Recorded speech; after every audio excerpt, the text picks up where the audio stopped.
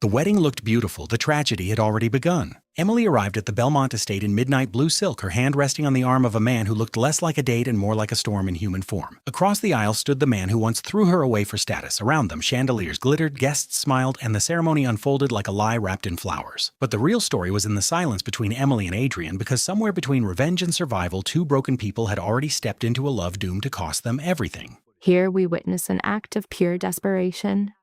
Emily Carter, with trembling hands, approaches the city's architect of fear, armed with a proposition that is less a plan and more a beautifully constructed suicide note. Her proposal to have him pose as her lover at the wedding of the man who fractured her identity. Discarded, publicly humiliated, and rendered invisible, her only remaining assets were a family heirloom, a final desperate prayer, and a will that refused to be erased.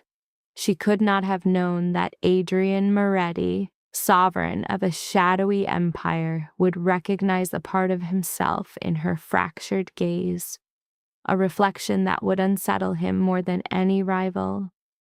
If this narrative has found you, let me know where you are. I'm curious how far the echo of Emily's audacious story travels tonight, and if you must know whether she survives this gamble, endorse this analysis with a like and remain with me. The Crimson Lounge. This was never a sanctuary for women on the precipice of ruin. It was a hunting ground cloaked in opulent design, its velvet seating valued higher than a person's life, teeming with predators brokering fates in the shadows. In this ecosystem, you were either an apex predator or you were prey for their enforcers. Emily Carter was an anomaly. She lingered at the threshold, her coat a thin shield against a November chill that mirrored the one in her soul, feeling the weight of every predatory gaze. A hostess whose posture was a study in perfect discipline and whose smile was cold enough to extinguish fires, intercepted her with the precision of a trained sentinel. "My apologies, miss, but this is a members-only establishment." A coarse texture filled Emily's throat. She had rehearsed this confrontation 100 times on the subway, but before the actual guardian of her terrifying new reality, the practiced words felt hollow. "I require a meeting with Adrian Moretti." The woman's expression remained a placid mask, but a dangerous light flickered in her eyes, an unmistakable warning. "Mr. Moretti does not take unscheduled appointments. I am aware." Emily's voice was a whisper of absolute calm, a stark contradiction to the frantic drumming of her heart. "But I possess information he requires." Predictably, the hostess's smile acquired a sharper edge. "You may leave it with his aid, like every other supplicant." Emily felt her singular opportunity dissolving, the familiar crushing sensation of being unseen descending upon her once more. For 3 months she had been spectral, in her office, her home, and in the memory of the man who had cast her aside. She was profoundly weary of being negated. "Inform him," she stated, retrieving a small velvet case from her pocket, "that I am here to propose an exchange." The hostess's eyes darted to the box, then returned to Emily's defiant face. An entire lifetime seemed to pass in the ensuing silence. At last, the woman raised a single flawless hand, beckoning a figure from the deep shadows. He materialized from the gloom, a titan in a suit that likely cost more than her apartment. He remained silent, his eyes conducting a cold, methodical inventory of her entire presence. "She claims to have something for Mr. Moretti," the hostess declared. The colossal man extended a hand. After a moment's pause, Emily surrendered the velvet case. He opened it with disinterest, appraised the contents for no more than 3 seconds, and snapped it closed. "Remain here." He vanished into the club's dark heart, taking her final hope along with him. And so, she waited. The hostess resumed her station, ignoring Emily with a professional apathy perfected in venues that subsist on the desperate. A pair of men emerged from the establishment, their muted laughter trailing behind them. They carried the scent of wealth and fine cologne, their eyes passing right through her as if she were made of air. Emily began to count her own heartbeats. 57 had passed before the Titan reappeared. He will grant you 5 minutes. She trailed his broad form through a labyrinth of corridors, past doorways concealing secrets she was grateful not to know. The ambient music receded, replaced by a profound, weighty silence. He halted before an unremarkable door, knocked twice, and moved aside. 5 minutes, he reiterated. Emily's hand was on the handle before her mind could fully process the audacity of her own actions. She turned it and entered. The chamber was smaller and more subdued than she had imagined. Expansive windows framed the city's glittering panorama, yet the room was so dimly lit the skyline felt like a distant mural. There was a desk, a pair of chairs, and the man seated behind it, who did not deign to look up at her rival, Adrian Moretti. His was a face of notoriety, a phantom haunting the news, familiar to all. But no photograph could convey the sheer density of his presence, the way the very atmosphere seemed to warp around him. He was perhaps 35, with dark hair grown just slightly too long, sharp features, and a face that might have been handsome were it not utterly devoid of warmth. He placed the velvet case upon his desk, slid it toward her, and finally their eyes connected. His were the color of stone, not blue nor green, but a flat, lifeless gray, like a winter squall or a thing that had never known sunlight.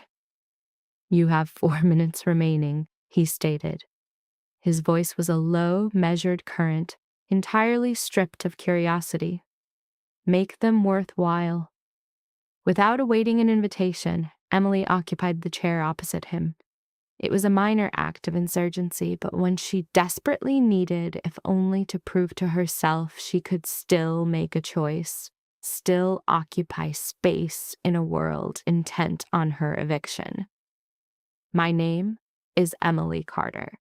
3 months ago, my former fiancé terminated our engagement in favor of a strategic marriage orchestrated by his family. She held Adrian's gaze, probing for any fissure in his composure. There was none. The wedding is scheduled in 2 weeks. I received an invitation. How celebratory. Adrian's tone was so devoid of inflection he could have been discussing meteorology.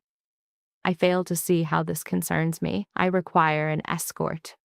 That at last elicited a response. It was infinitesimal, the barest lift of an eyebrow, a gesture that could signify either amusement or irritation. "You wish for me to be your companion at a wedding? I need you to legitimize the narrative that I have moved on, that I was not broken by his actions, that I am not the pitiable creature they all assume me to be. So this was your grand strategy, to stride into my establishment, offer a piece of ancestral jewelry to a complete stranger, and simply hope for my compliance." A wave of heat rose in Emily's cheeks, yet her stare remained unbroken. "My strategy was to locate the one individual who comprehends the feeling of being dismissed. A person who understands that, at times, survival necessitates the creation of a fiction so potent it supplants reality." And with that, a subtle shift occurred in Adrian's expression. He did not soften. He seemed incapable of such a thing, but his focus sharpened, though her words had landed with the force of a physical blow. "You are aware of who I am," he said. "A statement, not query. I know what is important. Then you know I do not grant favors to those who squander my time.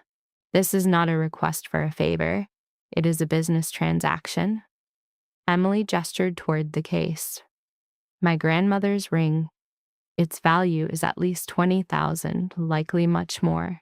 It is yours in exchange for one evening. That is the deal. You appear with me, you perform your role, and afterward, we become strangers again. Adrian leaned back, his gaze so penetrating it felt like a physical touch on her skin. She willed herself to remain motionless, to meet his stare, to project a calm she was nowhere near feeling. What leads you to believe I have any need for a ring? He finally inquired. Everyone has a price, yourself included. And what might that price be, Miss Carter? Emily paused. This was her final opportunity to retreat, her chance to apologize, retrieve her ring, and escape with the remnants of her self-respect. But she was already too far gone. Having breached the gate and claimed an unoffered seat, she was committed to seeing it through. I believe, she began, carefully choosing each word, that your entire empire rests on a foundation of image, of fear, of a reputation so absolute that no one would even conceive of challenging you. She allowed the statement to linger. I believe you understand better than anyone that the narrative people accept about you is your most formidable weapon. And I am in need of a new narrative. I need them to witness a woman who did not merely survive, a woman who conquered. For a long while, Adrian was still. Then he took the case, opened it once more, and this time he truly examined the ring. It was an understated piece, a gold band holding a small sapphire, devoid of ostentation, an object valued for its history, not its market worth. This wedding, he mused, his focus still on the ring. The location? The Belmont estate, roughly an hour outside the city. And the name of the groom? Nathaniel Ashford. That name was a trigger. Adrian's gaze snapped up, and for the first time, a genuine spark of interest ignited in his eyes. Senator Ashford's heir. Correct. And he was your betrothed? For 2 years.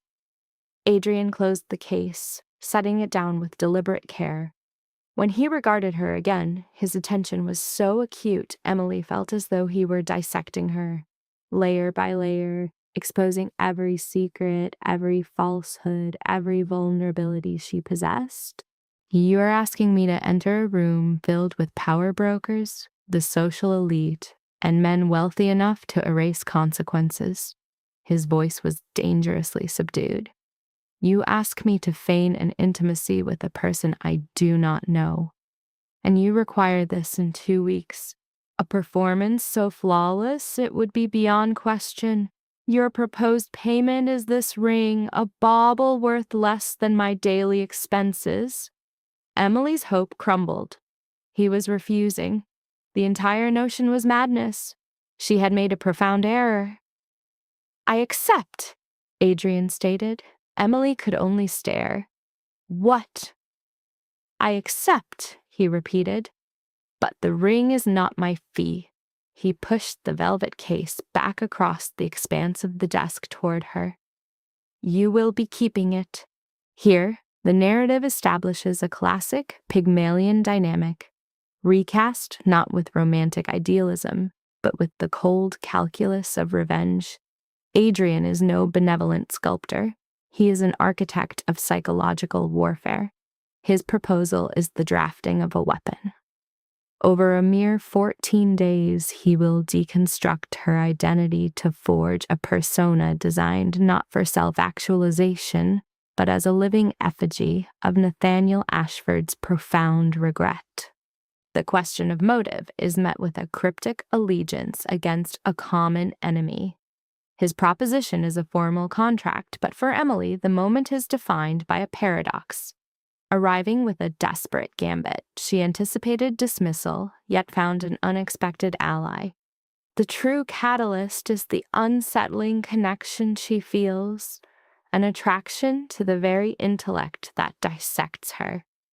Every rational impulse signals a retreat, yet the pull of this dangerous equation proves far stronger. Emily faces a choice: the familiar prison of her grief, or a dangerous pact with an unknown power. Her acceptance is a declaration of war on her own inertia. The setting then shifts to Adrian's domain, an environment that is itself a statement of control.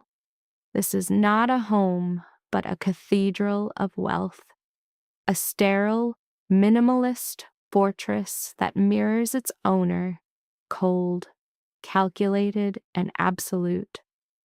Within this temple of his design, he dictates the first term of her willing captivity. The guest quarters are on the second level, everything you require. The casual directive shatters Emily's illusion of agency. Her objection is met with a cold pragmatism that reveals the arrangement's true nature. For the facade to be seamless, the subject must be under constant observation. Her life, her job, her apartment, all are dismissed as logistical hurdles. His control is total, his expectation of her compliance implicit. A creeping sense of entrapment begins to settle in. Her protest that this is mentorship, not confinement, is met with the cold logic of his final offer. He presents a stark binary: suffer public humiliation as a victim, or seize a calculated victory forged under his command. He frames his solution not as a choice, but as the only rational path to making Nathaniel Ashford experience profound regret. The tragedy is that his logic is unassailable. She concedes, entering a gilded cage with all the trappings of a 5-star prison. The room, a study in sterile perfection, offers no comfort. From the hallway, Adrian's voice delivers the first command. I will have apparel sent tomorrow. Rest, we begin at 6. Her incredulous reply, 6 in the morning, is met with a chillingly dismissive question. Do you have a more pressing engagement? By the time Emily turns to object, he has dematerialized, leaving her utterly alone. She is a specimen in an opulent cage, grappling with a pact made with a man who sees her as a puzzle to be solved. An inquiry from her confidante Maya punctures the silence. So, did he dismiss you from his office? Emily's attempt to articulate the outcome, he agreed, is met with the inevitable question: what is the cost? Here lies the dilemma. How does one explain a bargain that involves surrendering one's life to a cryptic billionaire for 14 days? Submerged in an environment of impossible wealth, she is profoundly out of her depth. She defaults to evasion. I will call you tomorrow. It is complicated. The featureless ceiling mirrors the void of her recent past, a space haunted by the specter of Nathaniel's rejection and the calculated cruelty of a wedding invitation. The humiliation was a masterclass in social sadism. Yet here, inside Adrian Moretti's sanctum, ensnared in a compact that is both a trap and a lifeline, a dormant part of her psyche awakens. It is a nascent sense of agency, forged in the crucible of her desperation.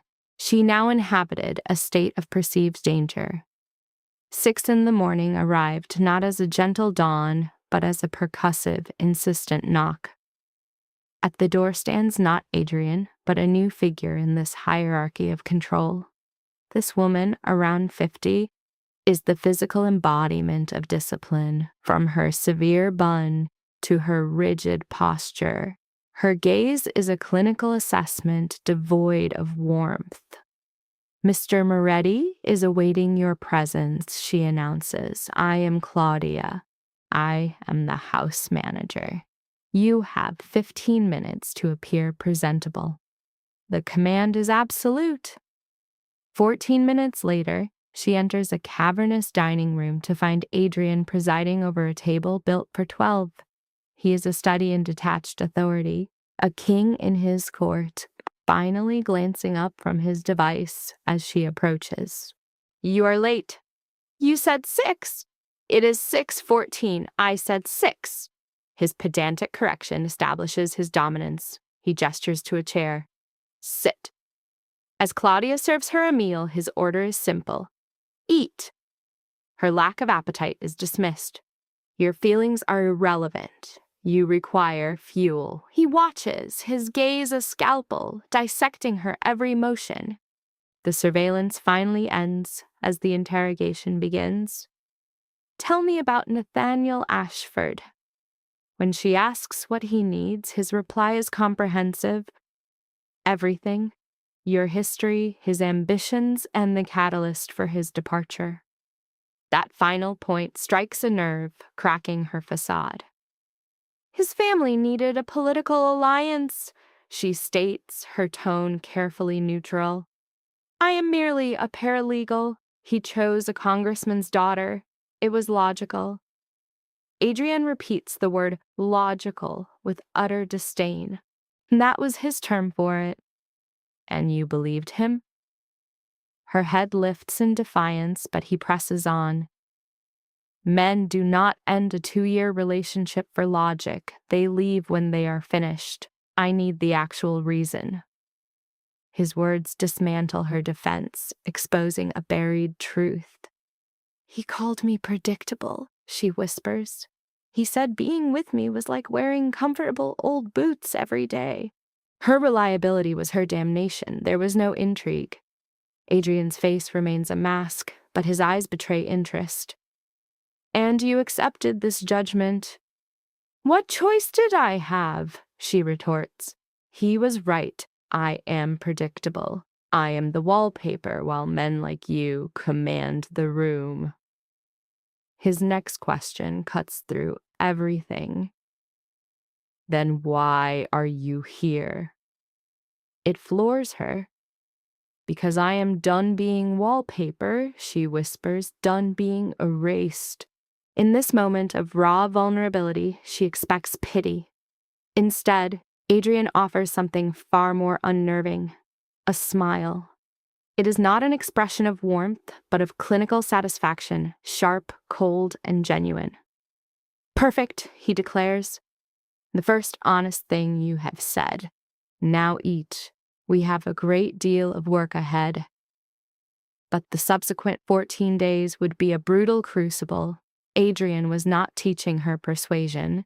He intended to deconstruct every defense she possessed, forcing a complete rebuild from the foundation. He began with her physical presence. "You lead with your shoulders," he states after her 10th pass across the room on day 1. "An apology for existing." "Stop." He dismisses her arguments. "You are hunched, your steps small, you strive for invisibility." Emily adjusts, pulling her shoulders back, and tries again. "Better," he says. "Now walk like you own this territory, not like you are begging for a place within it." She is now laying claim to her own space. Emily paces until her muscles burn and her will frays, but Adrian offers no reprieve. He is a relentless critic, refining every gesture, pushing her beyond all perceived limits. Subtly, a transformation begins. By the close of week 1, her presence commands a room. She can hold a gaze without flinching. Next to Adrian's formidable power, she no longer feels like a shadow. The second week, his focus shifts from her body to her words.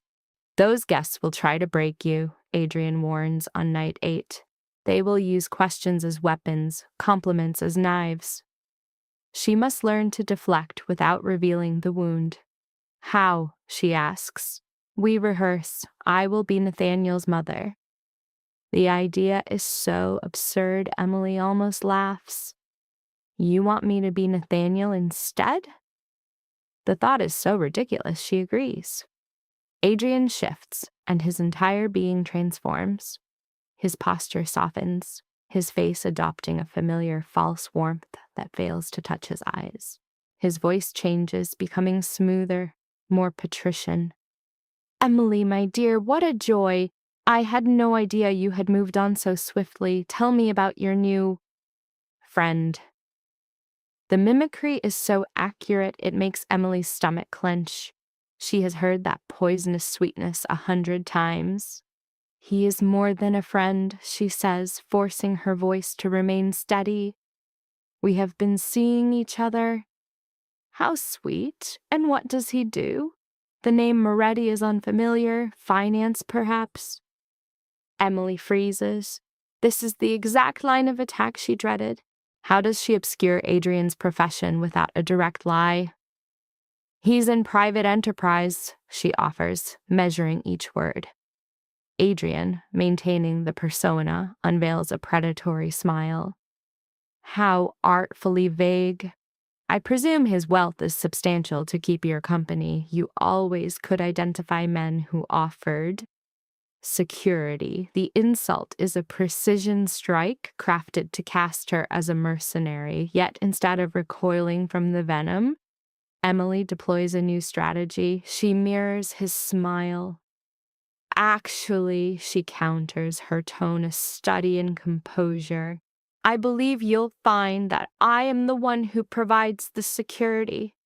Adrian's world has its own unique turbulence. It requires a grounding force.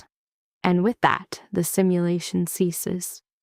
Adrian's authentic smile returns, a sharp, cold acknowledgement of genuine respect. Better, he concedes. You absorbed the attack and inverted it. You established yourself as essential, not ornamental. This is the tactic for every slight they'll aim at you. Their rehearsals were relentless.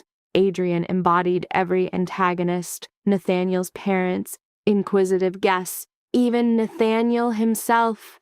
He subjected her to every conceivable social attack, every veiled insult, every subtle maneuver designed to mark her as an outsider, and Emily learned to retaliate, not with reactive anger, but with the detached confidence born from surviving far greater threats than these parochial elites. 3 days from the wedding, Emily confronted a stranger at the mirror. She stands in her suite, enveloped in a gown Adrian had commissioned. It is midnight blue silk, adhering to her form like a newly acquired skin. She observes a different being, one who occupies her space with authority, who stands taller and who appears to belong beside a man like Adrian Moretti. You are ready, Adrian announces from the doorway. Emily turns. He is a vision in a perfectly tailored tuxedo, an archetype of billionaire elegance. But the expression he offers her is what fractures her composure, a subtle warmth in his eyes, something that registers as pride. Are you certain? She asks. I possess zero doubt. He crosses the room, halting before her to adjust her necklace, a gold chain whose pendant corresponds to the ring she gave him. Emily, look at me, she complies. When you enter that function, Adrian says, his voice a low frequency, everyone in attendance will perceive what I perceive, not Nathaniel Ashford's discarded ex, not some young woman defined by her grievances. They will see the person who has already claimed victory. Emily's breathing falters. How can you know?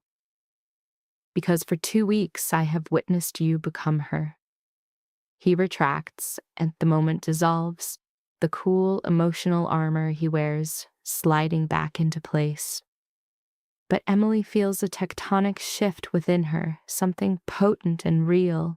This is a complication. She is developing feelings for him, not for the strategic alliance, or the safety, or the transformation. She is falling for the man who saw her when she was invisible, who drove her when she faltered, who identified the queen within her before she could. This constitutes a massive problem because in 3 days, she enters that wedding on his arm, executes her role, and the arrangement concludes. Adrian will return to his empire, and Emily will revert to her former existence. Only now she is haunted by the memory of being this other woman, powerful, courageous, and perhaps not her at all. The car is arriving at 3, Adrian states, already moving toward the door. Do not be late. He is gone before she can formulate a response. Emily returns to the mirror, studying this new reflection. The gown, the posture, the confidence worn like a carapace. She had asked Adrian to teach her how to survive his world. She had never calculated the psychological cost of having to depart from it. The wedding day materializes under a flat gray sky, which threatens a rain that never manifests.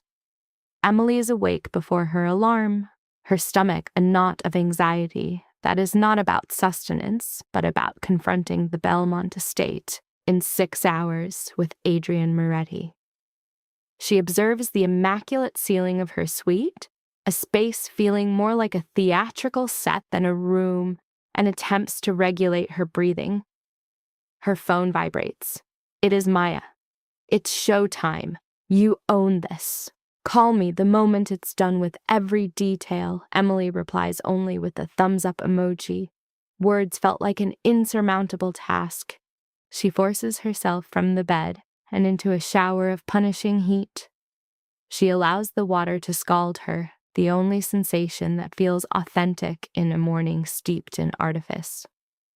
20 minutes later, wrapped in an opulent towel, she finds Claudia waiting with a garment bag, her expression suggesting Emily was already behind schedule.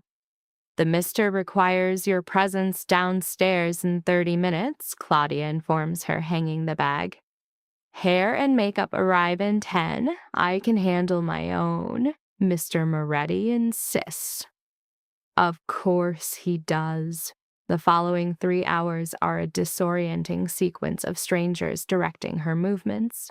The hairstylist manipulates her hair into a complex French style she will immediately forget. The makeup artist discusses color palettes and the undertones of her skin. No one inquires about her well-being. No one asks if she is terrified. No one perceives the woman beneath the layers of product, poised on the edge of a precipice. When they conclude, her own reflection is that of a complete stranger. The woman in the mirror is expensive, polished, an individual who belongs among the elite, not one who processes paperwork in an office that smells of stale coffee and regret. And consider the dress. The midnight blue gown Adrian had assured her would be perfect was essentially molded to her physique. While the neckline was demure, the fabric flowed like liquid night, a quiet assertion of its exorbitant cost. She is staring, mesmerized, when his image appears in the mirror behind hers. He had shed his casual morning attire for a charcoal gray suit so impeccably cut it resembled polished armor, forged for the social combat ahead. His dark hair was styled back, his jawline cleanly defined. The instant his gaze met hers in the reflection, a current passed through her. You look flawless, he murmured. I look like I'm on the verge of a panic attack. That as well, he conceded. He closed the distance between them, and his cologne enveloped her, a scent of dark woods and inherent danger. They will not perceive that. They will only see the narrative we are projecting. Emily turned to face him. And what if I compromise the mission? You will not. You cannot know that with certainty. I do. Adrian's hand rose to her necklace, his fingers brushing the pendant as he did 3 days prior, though this contact felt significantly more intimate. His fingers made contact with her collarbone, and her respiration ceased. Emily, look at me. She obeyed. You have trained for 2 weeks for this moment, Adrian stated, his voice a low, steady resonance. You understand the protocols. You speak their dialect. You know precisely how to make Nathaniel Ashford experience profound regret. You must simply remember that this is not a performance. You are only reverting to the person you were before you began to doubt yourself. And who is that? Someone who no longer requires his validation. The words impacted her like a key turning in a lock seized by years of rust.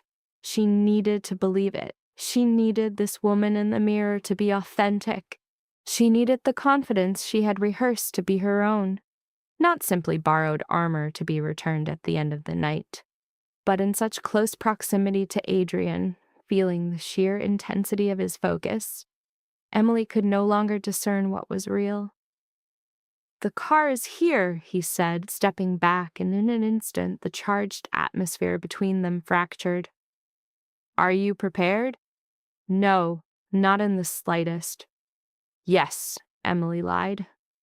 The hour-long journey to the Belmont estate was passed in her complete silence, while Adrian conducted calls in what she presumed was Italian. His tone was transactional, clipped, and decisive, discussing arrangements that were clearly confidential. Over the last 2 weeks, she had skillfully avoided inquiring what precisely Adrian did. Not from a lack of curiosity.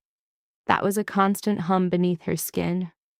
It was because she understood that the more she learned, the more difficult her eventual exit would be, and that exit was a fundamental clause of their contract. The estate emerged from the landscape abruptly, an artifact from a different century. Manicured lawns framed a mansion that appeared transplanted from Europe. A procession of luxury vehicles already coiled up the driveway, their polished surfaces reflecting the fading sunlight. Emily's hands began to tremble. Adrian concluded his call, his focus immediately locking onto hers. Breathe. I am breathing. No, you are hyperventilating. The two are not synonymous. He reached across the space and took her hand. It was the first time he had initiated physical contact outside their training scenarios. His palm was warm, his grip firm but not constricting.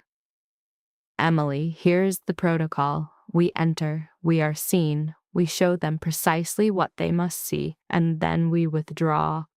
That is all. What if they inquire about us, our connection? We will provide them with the truth. Emily could only stare at him. The truth. Not the entire truth, only the components necessary to achieve the objective. Adrian's thumb began a slow, deliberate stroke across her knuckles, a gesture that could be interpreted as either comfort or a subconscious act. Introduced by mutual acquaintances, we have been seeing each other for a few months. We value our privacy. If they persist, we redirect. You have run these simulations. Simulations in a drawing room are not analogous to the actual event, with individuals actively anticipating my failure. Then do not fail. It sounded so profoundly simple. Just do not fail. As if she could merely will herself not to disintegrate upon seeing Nathaniel, as if she could simply ignore the feeling of being an imposter in a borrowed existence.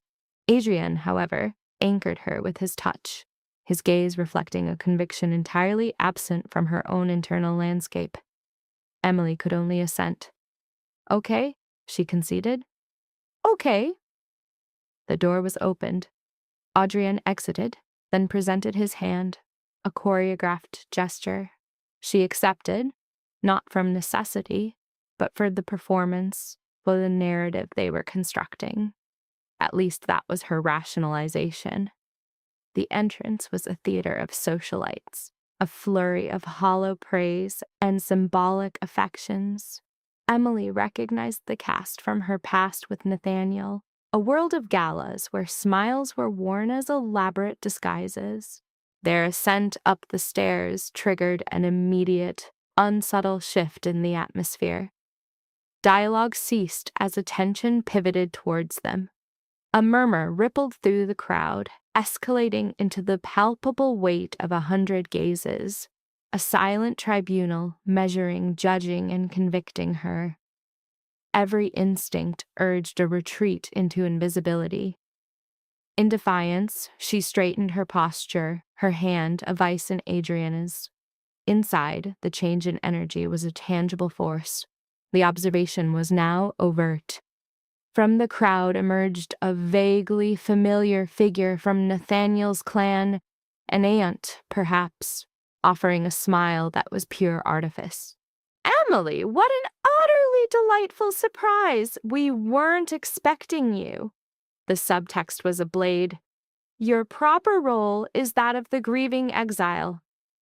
Emily returned the gesture with a smile of equal insincerity. "I couldn't possibly miss it. My history with Nathaniel doesn't preclude my wishing him well." The woman's gaze shifted to Adrian, her curiosity a palpable hum. "And you might be." "Adrian Moretti," he stated, his handshake offered with an effortless confidence that bespoke deep familiarity with such encounters. "A pleasure." As she accepted, her expression morphed from inquiry to suspicion. "Moretti, that name is familiar." "It's a common response." "And your connection to Emily?" "Introduced via mutual acquaintances," Emily interjected, the rehearsed statement delivered with practiced ease. "A few months back." "How charming. I expect we'll see you both inside. The service begins in 20 minutes. The woman retreated before a reply was possible, already leaning in to debrief her companion. Emily exhaled slowly. That was manageable. "A mere prologue," Adrian murmured. "The true trial begins when he appears." Emily had actively suppressed this eventuality, refusing to visualize him after 3 months of stark silence. His appearance, or his potential to erase her from his reality. They entered the main hall, a space transformed into a tableau from a bridal publication. Floral arrangements abounded amid precise rows of white chairs, all illuminated by a hazardous number of candles. Guests were settling, their muted conversations filling the cavernous space. Emily and Adrian selected seats toward the rear, a position of discreet observation, not concealment. It was strategic placement, another tenet of Adrienne's tutelage. The ceremony commenced with punctilious timing. The score began. The bridal party, uniformed in lavender, initiated their procession. And then he materialized. Nathaniel at the altar, a perfect replica of her memory. Tall, conventionally handsome, with his blonde hair and blue eyes, displaying a smile engineered for political and financial persuasion, a mask for those unaware of the duplicity beneath. That very smile was now fixed upon the aisle, awaiting his bride. A tension coiled in Emily's core. It was not sorrow, that emotion had long been exhausted. This was the disquiet of viewing a faded photograph of a person now utterly alien. The bride emerged, prompting a performative gasp from the groom. She was a study in dynastic perfection, her gown's value likely exceeding Emily's entire student loan debt. Her procession down the aisle was executed with tactical precision, her smile an immovable fixture. Upon reaching Nathaniel, he took her hand with the fervor of a man fulfilling his destiny. Perhaps he was. Adrian's hand located Emily's beneath her dress, his fingers intertwining with hers in a gesture that felt increasingly unnervingly authentic. She reciprocated the pressure. The ceremony unfolded as a predictable ritual. Orthodox, staid, and laden with vows of devotion, that rang hollow, spoken by two individuals finalizing a strategic alliance.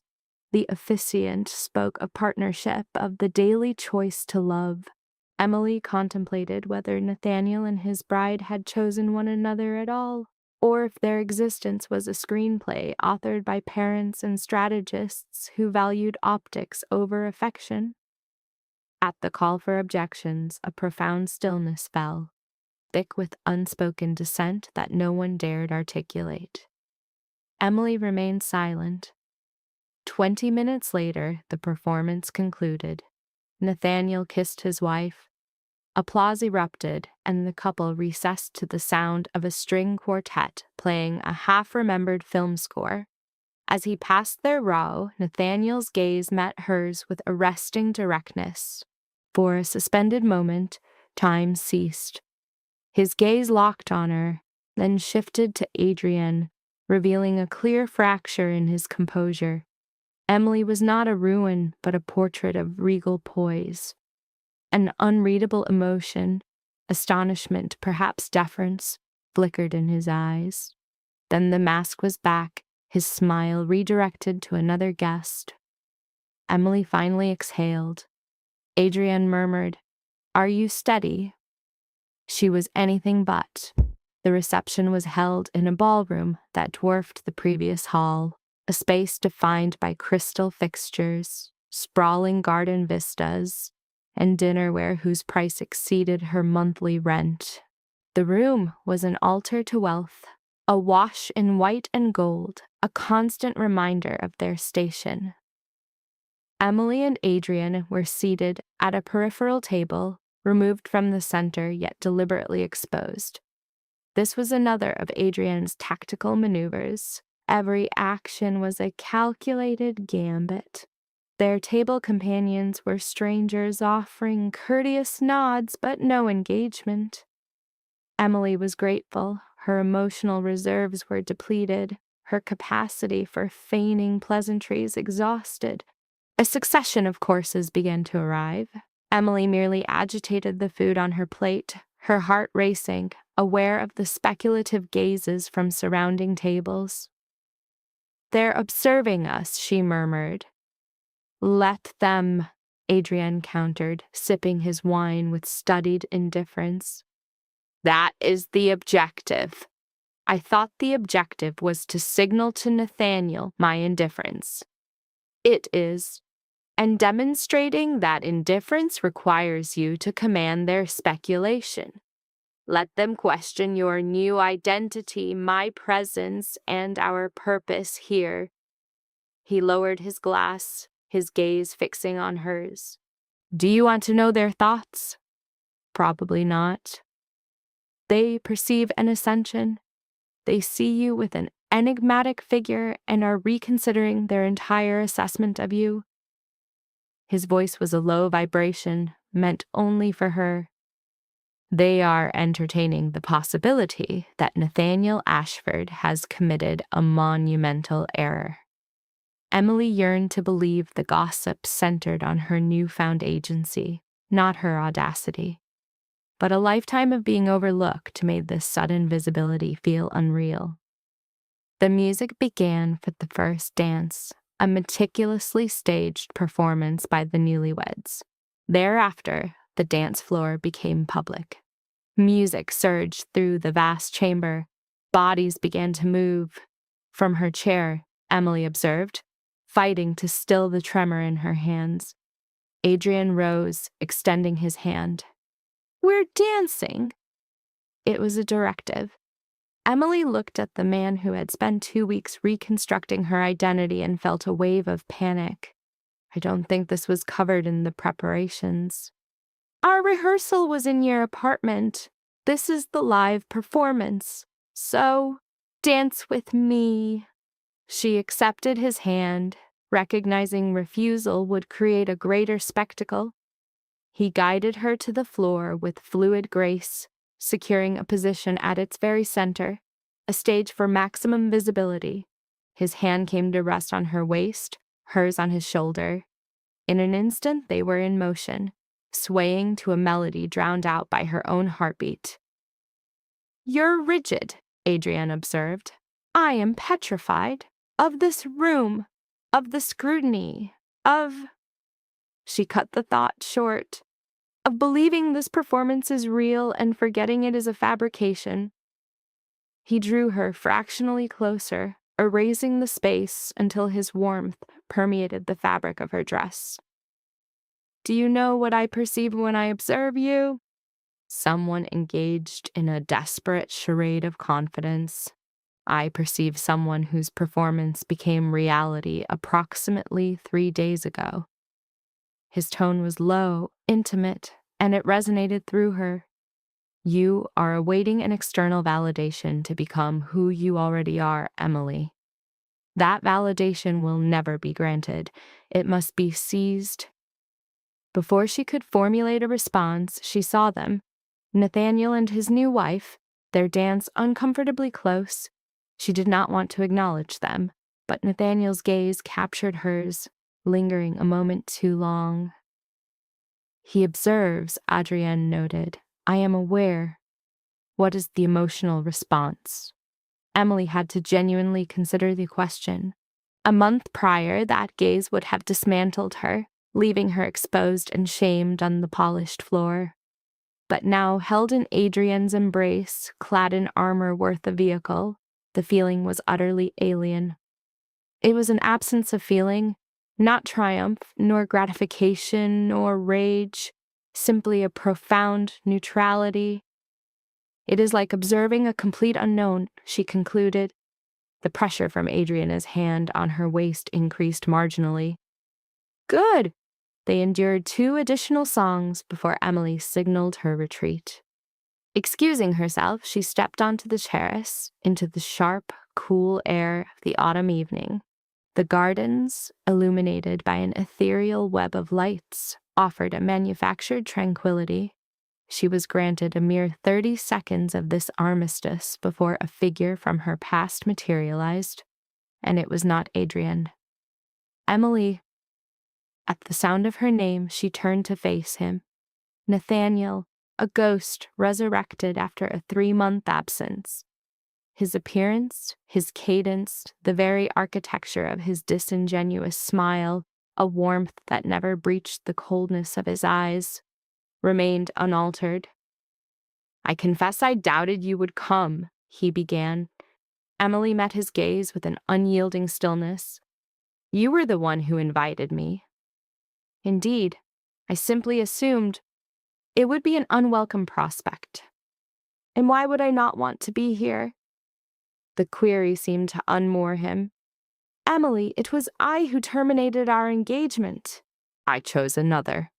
A woman in your position would typically incinerate such an invitation. But I'm not most women. Precisely. His gaze flickered toward the ballroom, a subconscious search for his new bride. No, you are not. You are an anomaly. Thank you. That was not intended as praise, he countered. A cold current traced its way down her spine. Then what was its intent? He closed the distance between them, his voice lowering, an observation. You arrive with a complete stranger adorned in a dress of exorbitant cost, behaving as if our 2 years of history were meaningless. It is unsettling. Unsettling? Yes. I find myself concerned for you, Em. I cannot permit you to make some devastating error born from grief. That diminutive. Em. The name he reserved for her, it landed with the force of a physical blow. She had forgotten his talent for cloaking condescension in the guise of counterfeit kindness, his method of twisting solicitude into a form of judgment. I appreciate the sentiment, Emily stated, her tone as solid as granite. But I am well, in fact I am better than well, and you? You appear rather desperate to project a certain narrative. My only wish is to ensure you avoid entanglement. Entanglement! Adrian Moretti. Nathaniel uttered the name as if it were poison. Do you possess any awareness of who that man is, or of his capabilities? I am fully aware of who he is. And then you must know he is not a man to associate with. Emily, your profession is that of a paralegal. You are ill-equipped for a dynamic with a man of his nature. It was a statement so quintessentially Nathaniel, so steeped in his own self-assurance and his belief in his right to govern her, that she nearly laughed aloud. Here stood the man she was meant to wed, on the day he married another, lecturing her on her own inadequacy to select her companions. "You are correct," Emily conceded softly. "I am not equipped to manage someone like Adrian. But perhaps that is precisely the point. Perhaps for 2 years, I was the exact woman you required. Predictable, secure, and utterly conventional. And consider the outcome. So I am now exploring a different path. I am choosing an alternate trajectory, and I no longer require your validation." His features hardened into a rigid mask. "I am merely attempting to assist you." "No, you are attempting to assuage your own conscience, because my life did not disintegrate upon your departure. You wished for my collapse. You required my tears to affirm your own significance." Emily stepped forward, her gaze locked with his. "But I did not break. I am present. I am whole. And that reality is utterly destroying you. That is a falsehood. It is the truth. And for that I am genuinely indebted. Had you not abandoned me, I might never have grasped how I had diminished myself to fit within the confines of your world. The extent of what I surrendered to, become your idealized woman instead of my own person. So, I thank you, Nathaniel. Thank you for choosing someone else. You rendered me an immense service." As she turned to depart, his hand seized her arm. "Emily, wait, release her." Adrian's voice sliced through the twilight like a sharpened blade. He had emerged from the shadows, his arrival so swift he must have witnessed the entire exchange. He encircled Nathaniel's wrist, not with violence, but with a calibrated pressure that compelled an immediate release. "We were merely speaking," Nathaniel stammered, his complexion paling as he struggled to maintain a facade of composure. "And at this moment, the conversation is concluded." Adrian's voice remained low, its volume unnecessary. The menace was inherent in each syllable, in the very way he positioned himself between them.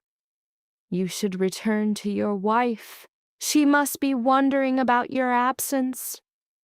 Nathaniel seemed poised to argue, but then he registered the expression in Adrian's eyes, an unspoken promise of absolute violence, and he retreated. He flinched, adjusted his suit, and managed a strained smile. "Enjoy the remainder of your evening," he said to Emily before turning and walking away with haste. As he was swallowed by the crowd, Emily felt her strength give way. Adrian was instantly there, his grip a firm anchor on her arms. "Are you injured?" he asked sharply. "No, I am fine. He only startled me." "He put his hands on you. His intention is irrelevant." Adrian's tone was controlled, yet it was threaded with a venom Emily had never before witnessed. It was a sound that was territorial, fiercely protective, and utterly lethal. "No one touches you without explicit consent. Ever." She gazed up at him, the man who had agreed to a pact of pure fabrication, a pact that was suddenly feeling terrifyingly real as the fortifications around her heart began to crumble. "Adrian, we are departing immediately." "What? The celebration has only just begun." "The celebration is terminated." His tone brooked no argument. "You made your appearance. You demonstrated that you are past him. You confronted Nathaniel Ashford with the unvarnished truth. The objective has been achieved." He took her hand, already moving toward the exit. We are leaving this place before I engage in an act that will dominate tomorrow's headlines." Emily offered no resistance. She allowed him to guide her through the great hall, past the oblivious attendees and the hollow, glittering pageantry. They were in the vehicle in under 5 minutes, and as they sped away from the Belmont estate, Emily could finally draw a full breath. Through the rear window, she watched the estate shrink into a pinprick of light, a universe she had almost inhabited, and felt the final tether to Nathaniel Ashford sever completely. It was finished, truly concluded. She had endured. Adrian was on his mobile, speaking in sharp, transactional Italian. Emily observed him in the low light, noting the hard line of his jaw, the way a muscle contracted at unwelcome news, the raw power that simmered in his every motion. This was the authentic Adrian Moretti, not the patient mentor of the preceding 2 weeks, not the charismatic man from the ballroom floor. This was the architect of empires founded on loyalty, on fear, and on meticulously calculated risk. Emily had consented to a single night within his sphere of influence, except it no longer felt like a single night. It felt as though a threshold had been crossed, which she could never recross. She had requested he make her formidable, and he had delivered. But she had never conceived that, to flourish in his reality, meant she could never return to her own. 30 minutes later, the car halted before his building. He terminated the call and turned to her, his expression a neutral mask. "Thank you," Emily whispered, "for all of it, for—" "Do not thank me yet." A quality in his voice sent her heart hammering against her ribs. "What are you implying?" Adrian simply regarded her for a long, weighty moment, some unreadable emotion flickering deep in his eyes. He then exited the car and held the door for her. "Come upstairs," he said. "We have things to discuss." Her hands were still trembling as they ascended in the elevator. She clasped them together, watching the floors climb, acutely conscious of his silent, formidable presence beside her. The atmosphere between them had transformed, now charged with an element that had been absent just 2 hours prior. Or perhaps it had always been there, and she had been too consumed with the act of survival to perceive it. The elevator doors opened directly into his penthouse. He entered first, shrugging off a jacket that likely cost $5,000 and casting it onto a chair. Emily followed, feeling utterly adrift in a space she recognized but had never felt she belonged in. "A drink?" Adrian inquired, already positioned at the bar. "I think it is unwise." His question was a formality. He poured 2 glasses of a dark amber spirit, crossed the room, and placed one in her hand. "Sit down before you collapse." Emily sank onto the sofa's edge, thankful for the directive to cease her performance of being composed. Her feet ached after 6 hours in the heels. Her scalp throbbed from the pins securing her hair. But beneath these physical discomforts was a profound exhaustion of the soul, the specific kind that comes from watching the man you once loved marry another while you pretend it means nothing. She took a sip. The liquid's burn was sharp, a grounding sensation.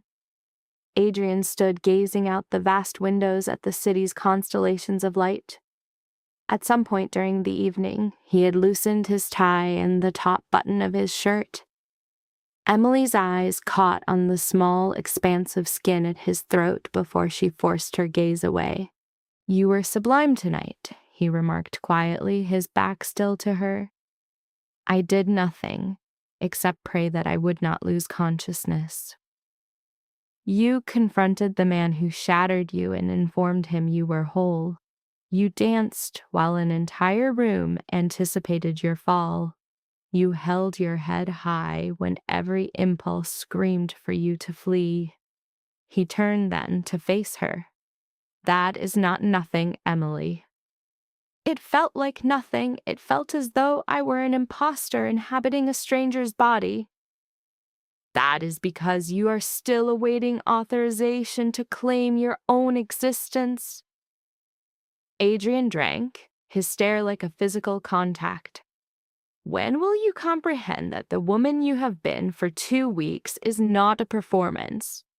This resilience is not something I have loaned to you.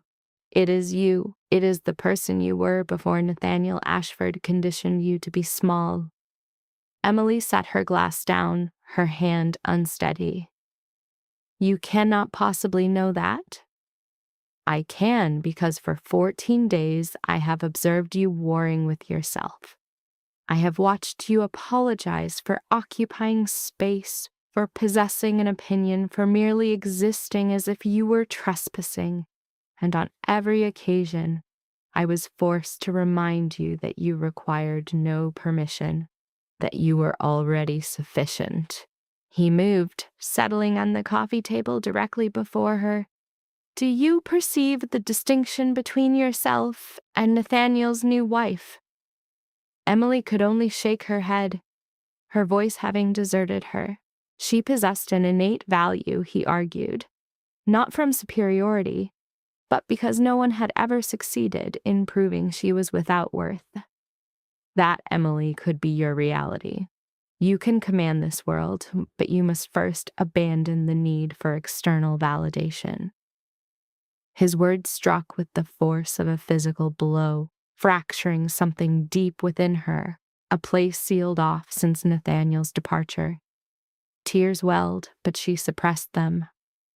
I don't know how, she whispered. You do. This is the proof. You must simply continue. Adrian reached out, the gentle act of tucking a curl behind her ear so incongruous it violated every rule she believed he embodied. His hand lingered, his thumb stroking her jaw, and Emily's breathing hitched. This was a perilous threshold. This proximity, this palpable energy arcing between them, had nothing to do with their contract and everything to do with her 14-day descent into an attachment for a man meant only to be a means to an end. Then his phone vibrated, shattering the fragile moment. Adrian withdrew his hand, his expression shifting from open to guarded in a fraction of a second. He glanced at the screen and his jaw tensed. I have to take this, he said, already rising. Remain here. He swept into his office, a torrent of sharp Italian erupting before the door clicked shut. Emily was left adrift in the vast, silent room, her heart hammering as she tried to comprehend what had almost happened. She lifted her glass, the last of its contents a welcome, fiery bomb. She rose, kicked off her heels, and moved toward the guest room. She needed to escape the dress, to scrub her face, to release her hair. She had to rediscover herself, even if that self was now a stranger. The guest suite was an island of cold, sterile perfection, precisely as she had left it. A stranger gazed back at Emily from the full-length mirror. The woman was still poised, a figure capable of navigating a gala with practiced ease, but a new light shone in her eyes, something akin to resolve. Her hand was on her dress's zipper when a shout tore through the penthouse's supposedly soundproof walls. Emily froze, her fingers caught, listening intently. The yelling persisted. It was Adrian's voice, furious and authoritative, in the same rapid-fire Italian he used for calls. But this time, a new texture was present, a raw, frayed edge that sounded like desperation. Before she could reconsider, Emily slipped from the suite and crept toward Adrian's office. The door was slightly ajar. Through the opening, she saw him pacing, the phone clamped to his ear. His other hand raked through his hair, the gesture of a man whose control was disintegrating. He barked an order into the phone. Emily didn't understand Italian, but she recognized the tone. It was the sound of a monumental error having been made. He ended the call by slamming his phone on the desk and stood there, braced against the wood, vibrating with tension. Emily knew she should have retreated, returned to her room, feigned ignorance. Instead, she pushed the door open. Adrian's head snapped up. For a heartbeat, she witnessed something primal in his eyes. Fury, despair, and a darker element that made her blood run cold. Then the impassive mask fell back into place. I instructed you to wait in the living room. I heard yelling, and you decided to walk toward the detonation. I thought you might need... Her voice trailed off. I don't know what... Adrian laughed, a sound entirely devoid of humor. What I need is for people to obey a simple instruction. He continued, my problems are meant to remain buried, not to be exhumed. He stopped himself, instructing her to retire for the night. But she pressed, asking what was wrong. He met her with a demand she remain in her lane. Adrian! I said it is nothing. His tone became ice. This is business. Stop looking at me as if we are... He trailed off, unable to complete the sentence. As if we are what? She whispered. He then detonated the illusion. As if any of this is real. It was a devastating blow, but she held his stare. It feels real, she retorted. He went on the offensive. You simply need a hero, and my mistake was letting you believe it was me. Adrian began to pace, creating a physical chasm between them. This is not your life. You had a problem. I solved it. The deal is over. We go our separate ways. She echoed his words. The transaction is complete. Her voice hollow with shock. Precisely. You attended the wedding. You had your revenge. We are done. That's all? That's all. He refused to meet her eyes, his gaze fixed on a point past her, utterly vacant. You can stay tonight, but you will be gone by morning. So, I am to return to my old life. The reality of it was crushing. You are casting me out. He tried to reframe it. I am merely executing the contract. She refused his premise. Truly, because it feels as though you are discarding me now, that it has become inconvenient. It is not inconvenient. It was always finite. And then she spoke her truth. Liar. She pierced his defense. You are lying to me or to yourself, and you know you felt something tonight. But he remained a fortress of denial. I felt nothing. He then twisted the knife, implying she was inventing emotions out of desperation. Then came the final strike. I will not be your next mistake, Emily. The savagery of it was breathtaking. She stood there, a queen of his own making, as he set her kingdom ablaze. But then she rallied. You are right, she stated, her voice preternaturally calm. You are far worse than Nathaniel. At least he was honest in his betrayal. Then she turned and walked away from him.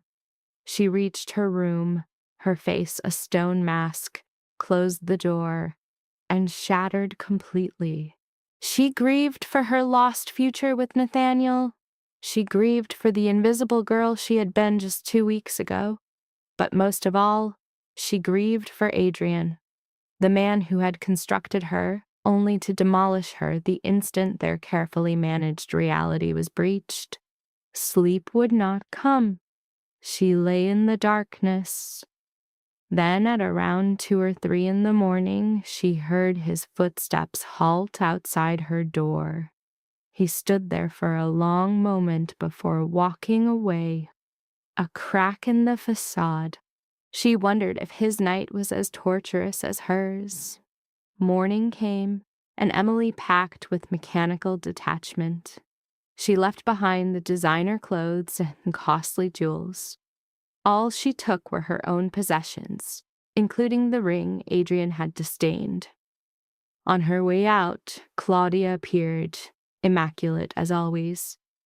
"Mr. Moretti has sent a car for you." Emily's rejection was absolute. "No, I will take the subway." "He insists." She met the housekeeper's gaze squarely. "Tell Mr. Moretti that their arrangement is concluded and that she desires nothing from him." She didn't wait for a reply. She simply left. The 40-minute subway ride was a non-event. She gazed at her reflection, witnessing the arc of her 2-week transformation from nothing to everything and back again. Her old apartment was a perfect time capsule of her former existence, a chaotic landscape memorializing a small life, with the lingering scent of 3-week-old takeout. It felt like trying to wear a life she had outgrown. She dropped her bag and sank onto the couch. As if on cue, her phone buzzed. It was Maya, hungry for details. But how does one articulate the last 14 days? How do you text?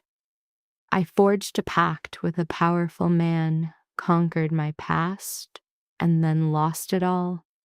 She typed and deleted several messages before settling on, "It's done. I'll call you later." She spent the rest of the day attempting to resume her old identity, but it no longer fit. She did laundry, cleaned the kitchen, and opened her laptop to a mountain of work, but possessed no will to engage with it. Her mind kept replaying Adrian, the way he had looked at her as if she were a treasure, then dismissed her as if she were poison. And the undeniable truth of how she had fallen for him. As night fell, a new understanding settled in. The old Emily was gone permanently, not because of him, but because she had finally witnessed her own value. She could not anchor herself to a man who had made his rejection so clear. The moment of ascension was at hand. To forge her empire, Emily Carter would apply the principles Adrian had imparted, beginning with dismantling her past.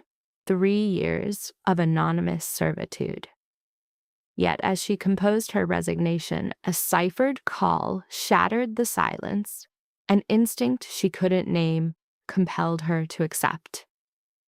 "Emily Carter," a man's unfamiliar voice responded. "Who's speaking?" "The name is Marco, an associate of Adrian Moretti. He asked that I reach out." Her very pulse seemed to halt. "Why?" "There has been an upheaval. He insisted you be warned. Questions might arise about last night.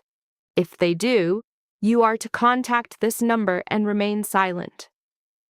"What kind of upheaval?" "I cannot elaborate, but Mr. Moretti considers your safety his foremost priority." Her safety? A profound coldness permeated her being. What is the precise meaning of that? "It means maintain vigilance. If you're being observed or approached, you contact us. Is that clear?" "Marco, what is truly going on?" But the connection was severed. She sat paralyzed on her couch, attempting to absorb the ruinous revelation. "Your security is a top priority." This was not over. Whatever shadowed world Adrian inhabited, the kind that prompted enraged Italian arguments at 2 a.m, had now claimed her as a resident. One night in his world, and she was caught in the ensuing chaos. Her hands were shaking, but not from fear. It was pure rage. Adrian expels her, declaring the deal complete, then sends his agents to deliver these cryptic threats. He had placed her in jeopardy without ever clarifying the nature of the game. Oh, if he believed she would simply cower in her apartment and await further instruction, he was gravely mistaken. Emily gathered her things and left with a singular purpose. No strategy, no script, only a destination. She went directly to the Crimson Lounge. It seemed smaller in the daylight, stripped of its nocturnal glamour. She approached the same hostess from 3 weeks before. The hostess's recognition was immediate. Miss Carter, I need to see Adrian. He is not seeing anyone today. I do not care. Tell him I'm here. I'm sorry, that is not possible.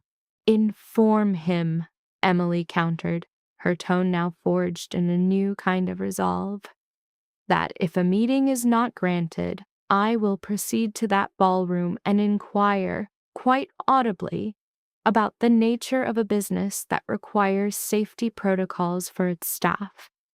I imagine the other patrons would be captivated.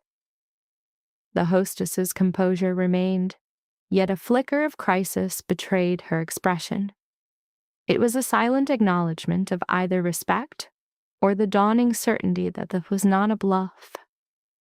"One moment, please," she conceded, vanishing through the doors. Emily waited, her heart a frantic drum, anticipating Adrian's dismissal. Yet 5 minutes later, the guard from her initial encounter beckoned her forward. The path to Adrian's office was a disorienting echo, a space both known and utterly foreign. Emily had walked this path once before, but as a fractured and desperate woman. This time, however, she was propelled purely by a simmering indignation. After 2 sharp knocks, the guard receded into the hallway. Emily dispensed with ceremony, forcing the door open to make her entrance. Adrian stood silhouetted against the window, a sentinel surveying his city, just as he had the previous night. He offered no greeting. "Your presence here is ill-advised," he stated, his voice devoid of inflection. "I received a cryptic call from a man named Marco, insisting my security was of paramount concern. Perhaps you can illuminate the reason for such a message." "The reason is precisely as he stated. That is an insufficient explanation. It is the only one you will receive." Emily closed the distance between them, positioning herself directly behind him, her proximity revealing his faint reflection in the glass. The man was a study in exhaustion, a portrait of a soul who had spent the night battling unseen phantoms. "Explain what occurred at the wedding," she pressed. "It is a matter that does not involve you. Marco's actions suggest otherwise." "Marco was exercising professional caution. Adrian, cease this." Emily shifted, positioning herself in his direct line of sight, compelling his gaze. "Refuse to treat me as some delicate object to be shielded from reality. For 2 weeks you mentored me in the art of resilience, of facing down fear, of commanding a space. You will not now instruct me to retreat and feign ignorance to the world you revealed." A muscle in Adrian's jaw tightened. "You cannot comprehend what you are demanding." "Then educate me." "I am unable." "For what reason?" "Because your safety is directly proportional to your ignorance of these affairs." A harsh, cutting laugh escaped Emily. "A truly ironic sentiment from the architect of my descent into this chaos. You placed me on this board, Adrian, the moment you consented to escort me to that wedding. The instant you tutored me in the nuances of belonging, you inducted me into this whole affair. Do not pretend this withdrawal is for my protection. It is for your own." "You are correct." Adrian's voice was hollow, stripped of all emotion.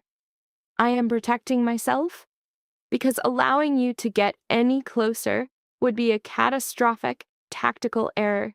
"Why?" "Because every individual I permit into my life is ultimately erased, or they vanish, or they are left wishing we had never crossed paths. Because this world, the one you perceive as alluring, systematically dismantles people. And you have been dismantled enough for one existence." His unvarnished admission struck her with the force of a physical blow, stealing her breath. She observed him then, truly seeing past the tailored armor and the cultivated menace, past the barricades around his heart, She saw the man within, the one who had aided a stranger because he understood the sting of invisibility, the one who spent 2 weeks preparing her for survival because, on some level, he was still learning how to survive himself. "What transpired at the wedding?" she asked once more, her voice now softened with this new understanding. Adrian pivoted away, his palms pressed against the cool pane of the window. For a long, significant moment, he remained enveloped in silence. Then, he delivered the truth. "There was an attempt on my life." The statement landed on Emily like a physical weight. "What?" "Not during the ceremony. Afterward, upon our departure, a vehicle pursued us from the estate, occupied by 3 men. They would have succeeded if my driver's instincts had not led him to divert our course." His eyes found hers in the window's dark mirror. "The call I received upon our return. It was from my head of security. He confirmed they found the assailants. He informed me that the bounty on my head is so substantial it is breeding carelessness." "But you are unharmed." "I am not injured. You are not injured. No one sustained injury," he bit out, his words laced with a profound bitterness. "However, the party who commissioned the attack is now aware of my attendance. They are aware you were my companion. This transforms you into their point of leverage." A tremor ran through Emily's knees. Leverage, a vulnerability to be exploited, a person to be broken to reach him. Adrian finally turned, his gaze locking directly with hers. "That is the reason for Marco's call. That is why I instructed you to leave. Because the instant you entered my world, a target materialized on your back, and I cannot—" His voice fractured. "I cannot shield you when my very proximity is what places you in the line of fire. So I am to return home and trust they will forget me?" "Correct.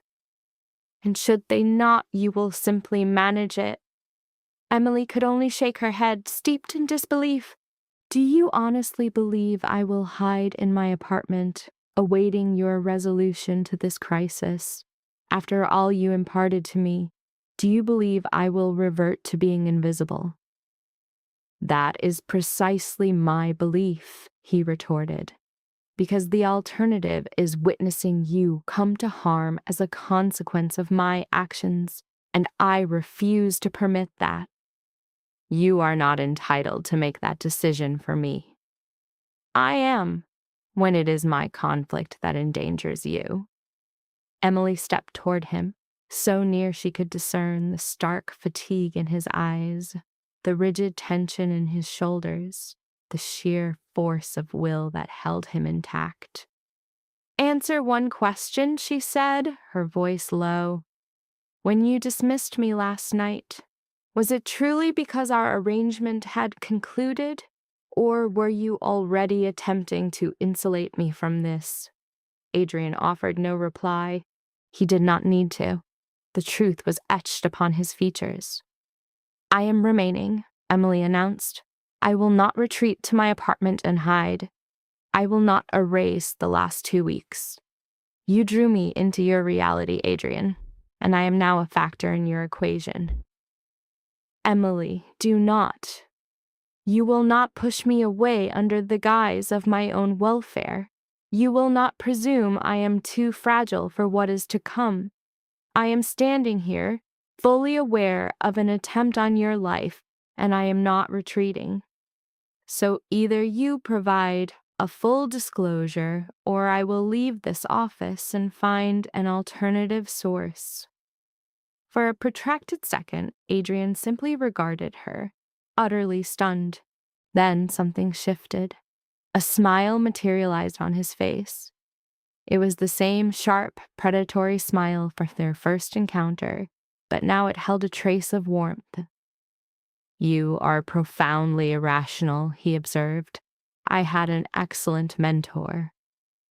He shook his head, but Emily witnessed his defenses begin to erode.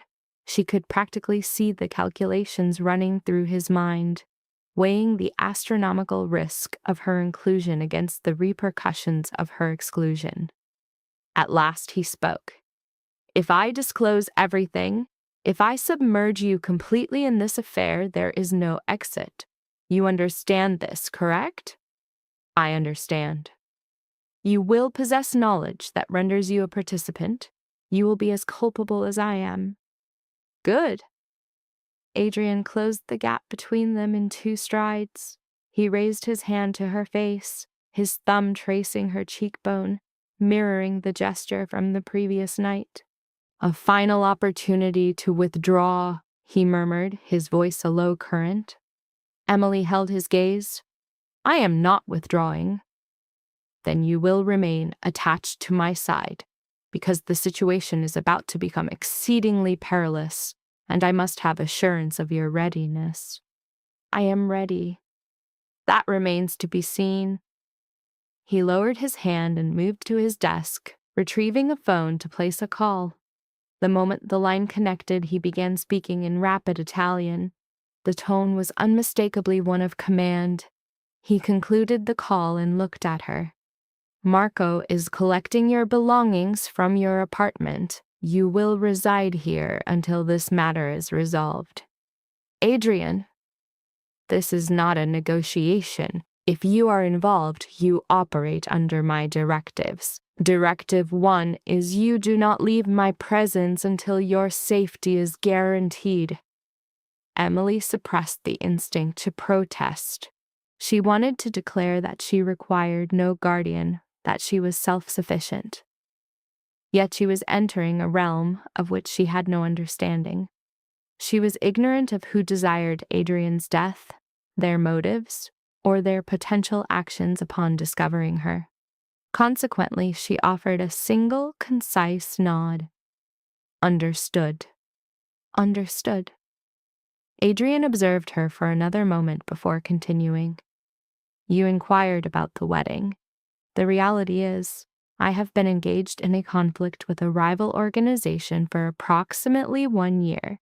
The typical points of contention, territorial claims, disputes over operational methods. But matters have intensified. They began targeting my associates, and I retaliated.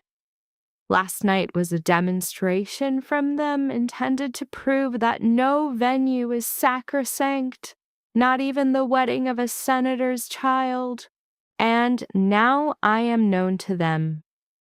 They know I had an associate with me. It is uncertain if they know your identity or your significance to me, but I will not permit any risks. Your significance to me. The words lingered in the space between them, more potent than any declaration. What is our next action? Emily asked, breaking the charged silence. Our next action. We conclude this. I will identify the individual who issued the order. I will make them comprehend the consequences of targeting what is mine, and I will terminate this conflict before anyone else is harmed. How? Adrian's smile became utterly rapacious.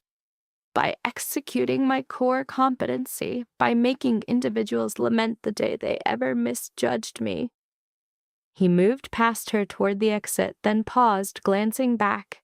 Here we witness a threshold moment, where Adrian's question is less a query than a final offer of retreat before the illusion shatters into consequence. For Emily, the choice prompts a psychic inventory. Her suffocating apartment, a metaphor for her prior existence.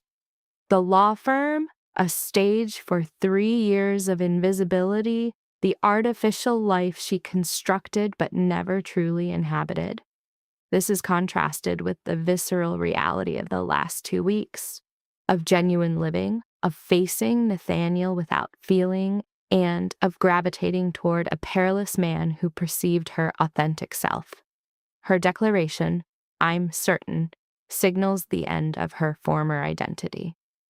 Taking Adrian's hand is a conscious choice to enter a state of war. The War room, a term coined by Adrian, was a subterranean reality beneath the Crimson Lounge, a secret she never knew existed until he guided her past a service elevator secured by keycard and fingerprint. The chamber was an austere environment of concrete and steel, its walls a panopticon of security monitors displaying a dozen city perspectives. 3 operatives were present, their dialogue seizing the moment Adrian entered with Emily. Marco immediately distinguished himself, stepping forward with a gaze that balanced concern for Emily with deference to Adrian. "Boss," he stated, "we have a development." Adrian's response was one of stoic resignation. "When is that not the case?" He approached the primary monitor. "What is the subject?" "Surveillance footage from the Belmont property. This was captured last night, approximately 20 minutes post-departure." Marco manipulated a key, and the camera's focus tightened the parking lot. 3 men are seen loitering near a black sedan, engaged in conversation. One produces a phone, makes a call, and the trio promptly enters the vehicle and departs. "This is the same unit that was shadowing you. We tracked their vehicle to a warehouse on the east side. By the time our people arrived, they had vanished." "But you acquired something?" "We verified their presence, and we found this." Marco offered Adrian a folder containing surveillance photographs. "It appears they have been monitoring you for at least a fortnight." Adrian began reviewing the contents, his face a neutral mask as he sifted through what seemed to be dozens of pictures. Emily could only discern fragments. Adrian departing the Crimson Lounge, Adrian getting into his car, Adrian entering his residential building, Adrian with Emily. There were a minimum of 4 images of them together, traveling to the wedding, walking the Belmont grounds, dancing, and 1 invasive shot taken through his penthouse window that captured them in the living room on the night of their return. The realization struck Emily with physical force. "They were watching us." "They were watching me," Adrian corrected, his tone incisive. "You were incidental." "It's the same outcome." Emily drew closer, looking over his shoulder. In every photograph, she saw her own obliviousness, smiling, talking, existing within his sphere, wholly unaware of the meticulous documentation of her every action.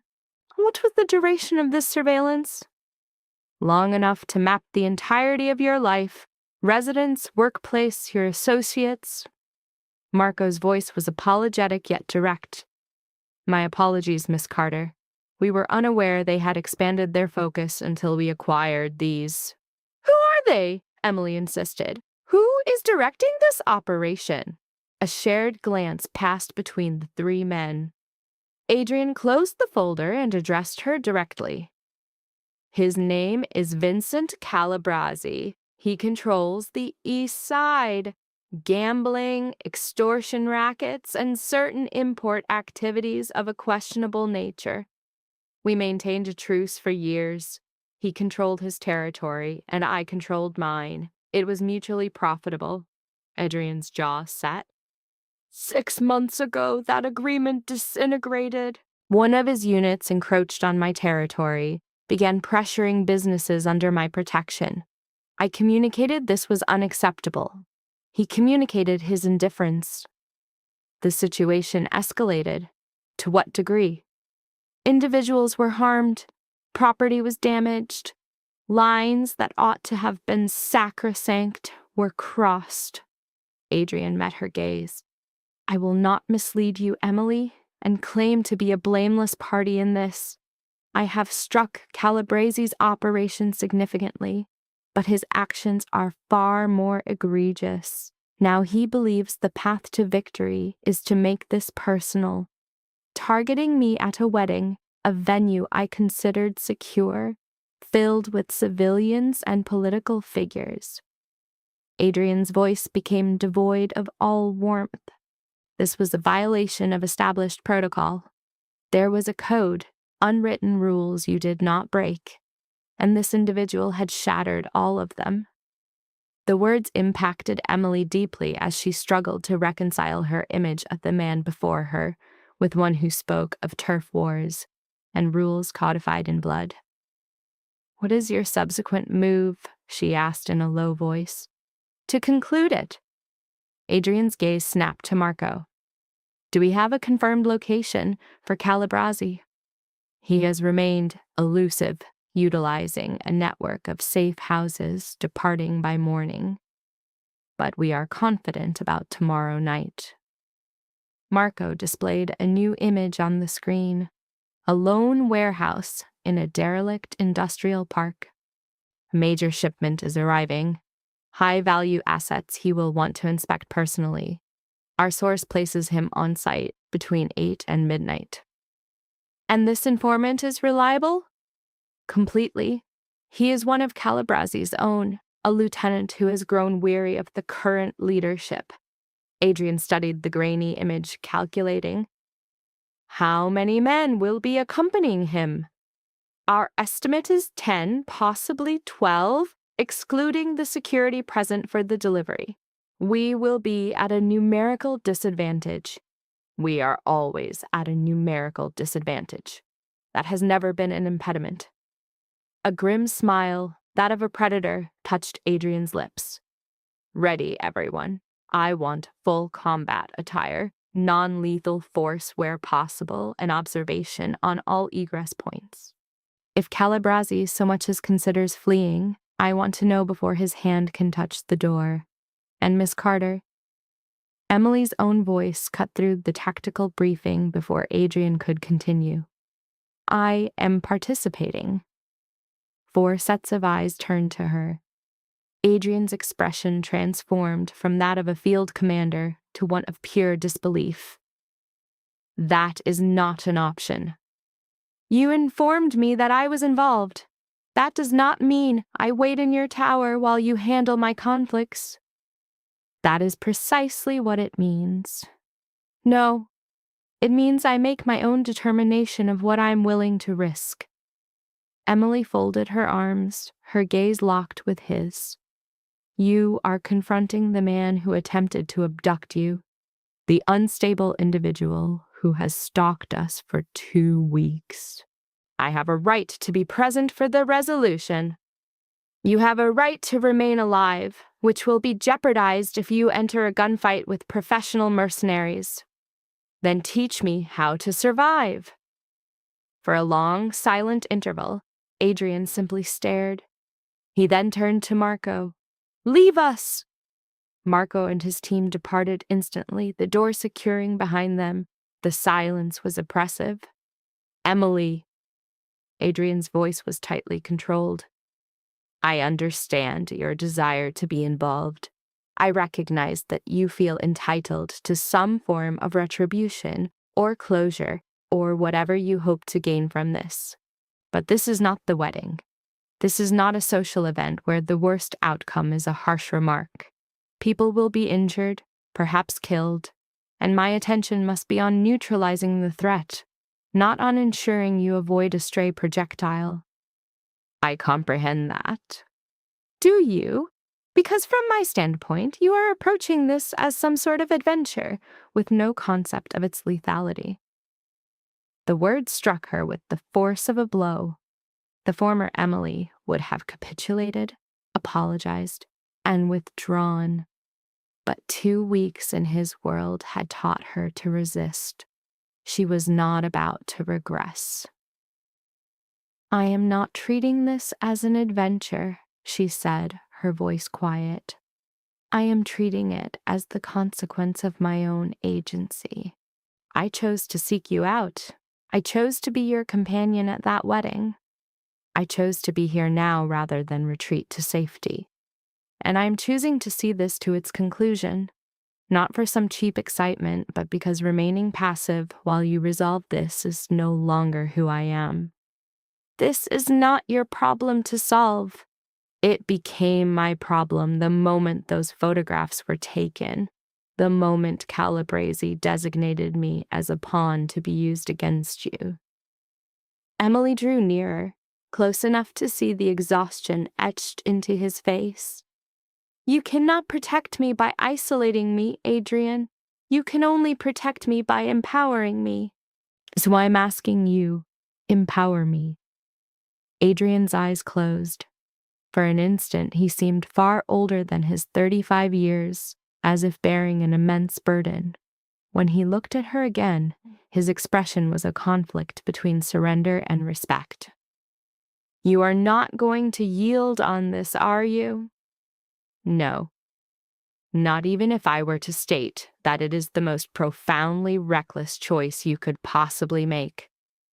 She perceived a trace of a smile as he shook his head. Fine. But you will adhere to my commands precisely. No deviation, no heroics. You are an amateur. Is that understood? Perfectly. And if I command you to retreat, you will retreat. No hesitation, no reconsideration. You will exit the area immediately. Is that agreed? Uncertainty crossed Emily's face. Every impulse urged her to refuse, to pledge she would never abandon him. But his eyes conveyed this was the sole condition, the price of entry. Agreed, she finally articulated. Adrian raised his phone to his ear. Marco, return and bring someone capable of teaching defensive skills within the next 6 hours. The subsequent 6 hours were the most arduous of Emily's life. The instructor Marco provided was a woman named Sophia, a compact figure of quiet deadliness who seemed capable of neutralizing a threat with a mere glance. She did not question the absurd timeline for this intensive course in survival. She simply began.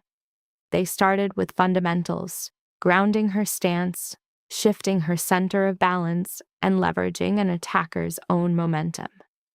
Sophia was relentlessly efficient, offering no praise, only continuous corrections. Each time Emily was thrown to the mat for the 10th occasion, she received no sympathy. Again, Sophia commanded, unbothered while Emily was desperate for air. An attacker grabs you from behind. What is your response? Emily struggled to recall the technique. Lower your weight, pivot toward them, an elbow strike. It was uncoordinated. Too slow, Sophia observed, easily blocking the telegraphed motion. You are effectively announcing your intent. They will anticipate it and counter you. Feigned compliance is your shield until the moment of the strike. Again. For 3 consecutive hours, this tenet was her reality. When Sophia declared a pause, Emily's body was a tapestry of controlled agony, contusions layered upon contusions. Yet she had acquired an instinct for dismantling holds, for sensing structural weakness in a grip, for movements that could purchase invaluable seconds. She understood this was insufficient. It would always be, but it represented a beginning. At that moment, Adrian stood in the doorway, his features impassive. What is the verdict? He asked Sophia. She learns quickly. A genuine confrontation would destroy her, but she might endure long enough to flee. Sophia launched a water bottle toward Emily. Drill these maneuvers until they are autonomic. With that, she vanished. Emily consumed half the contents before turning to Adrian. Be blunt with me. Will I be nothing more than a liability tomorrow? Candidly, yes, that is the most likely outcome. He crossed the room in a few long strides. However, I prefer you as a known variable under my watch than a source of anxiety elsewhere. This way, if events unravel, I am present. That is hardly a comfort. It was not intended as one. Adrian reached out, his touch gentle as he swept a strand of hair from her face. The gesture was becoming familiar, a spark of intimacy that made Emily's heart race against the screaming protest of her muscles. Emily, you can withdraw. Remain here while we engage Calibra, and no one will assign blame. I would assign it to myself. Why? For possessing the wisdom to avoid a lethal threat. Because I am finished being a spectator while others assume all the risk. Emily lowered the bottle, her eyes fixing on his. My entire existence has been a study in self-effacement, in choices designed to avoid notice. And my reward? An engagement to a man who found me utterly forgettable. A career in which I was functionally invisible. A home that functioned less as a life and more as a waiting room. And you believe immersion in this chaos will remedy that? I believe selecting my own form of danger is infinitely preferable to having safety dictated to me by individuals indifferent to my desires. Emily moved closer until his body's heat was a palpable presence. You revealed this to me. You showed me I could be a person who occupies space, not one who perpetually apologizes for breathing. So do not dare ask me to recede now simply because it is the safer path. Adrienne's hand lifted to her face, his thumb tracing her cheekbone with a profound gentleness that was entirely at odds with the storm he contained. You are going to ensure your own death, he murmured. Not if you instruct me in the art of survival. I am attempting to. You are failing to listen. Then compel my attention. The atmosphere between them crackled with the weight of unsaid things. Emily witnessed the conflict in his eyes, the protector who yearned to sequester her from harm against the man who understood the nature of her rebellion. The instinct to push her away warred with the urge to draw her in, and the urge was victorious. Adrienne closed the final inch separating them, and his mouth descended on hers. There was no tenderness, none of the hesitance of a first kiss. It was raw, a desperate assertion that tasted of the exquisite violence he held in check.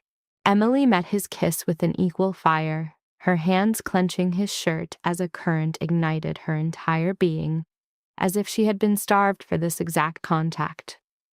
When they finally broke for air, gasping, Adrienne rested his forehead against hers. This is a catastrophic mistake, he panted. Perhaps you need to leave this room immediately before it worsens. An actual laugh, not his typical cold, incisive sound, broke from him. It's too late. Yes, far too late. They lingered in that precarious moment, suspended between their established selves and their imminent future. Then his phone vibrated, shattering the tableau. He drew back, the professional mask sliding perfectly back into place as he viewed the screen. Marco has the finalized strategy for tomorrow. We need to review it. All right. A phantom warmth remained on Emily's lips, her heart a frantic drum against her ribs, but she willed herself to focus. What must I know? It transpired she needed to know the entire architecture of the plan.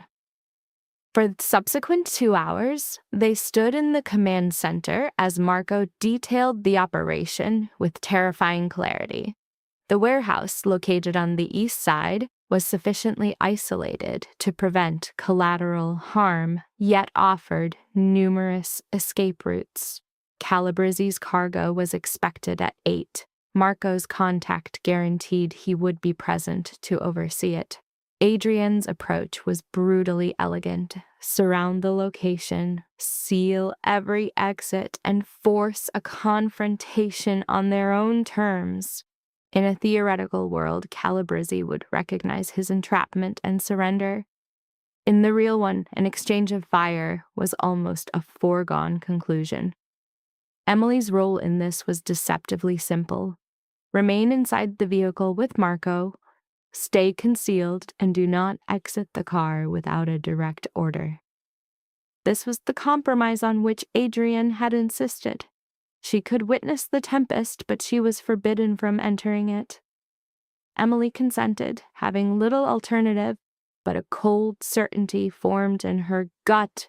No operational plan survives first contact with the opposition.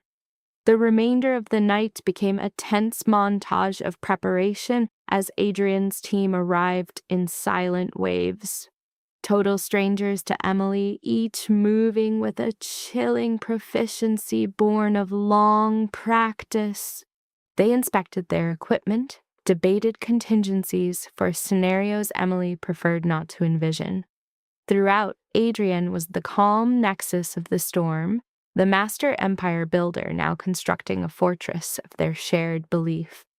He was making them all certain this would succeed, that they could penetrate Calabrizzi's territory and emerge unscathed.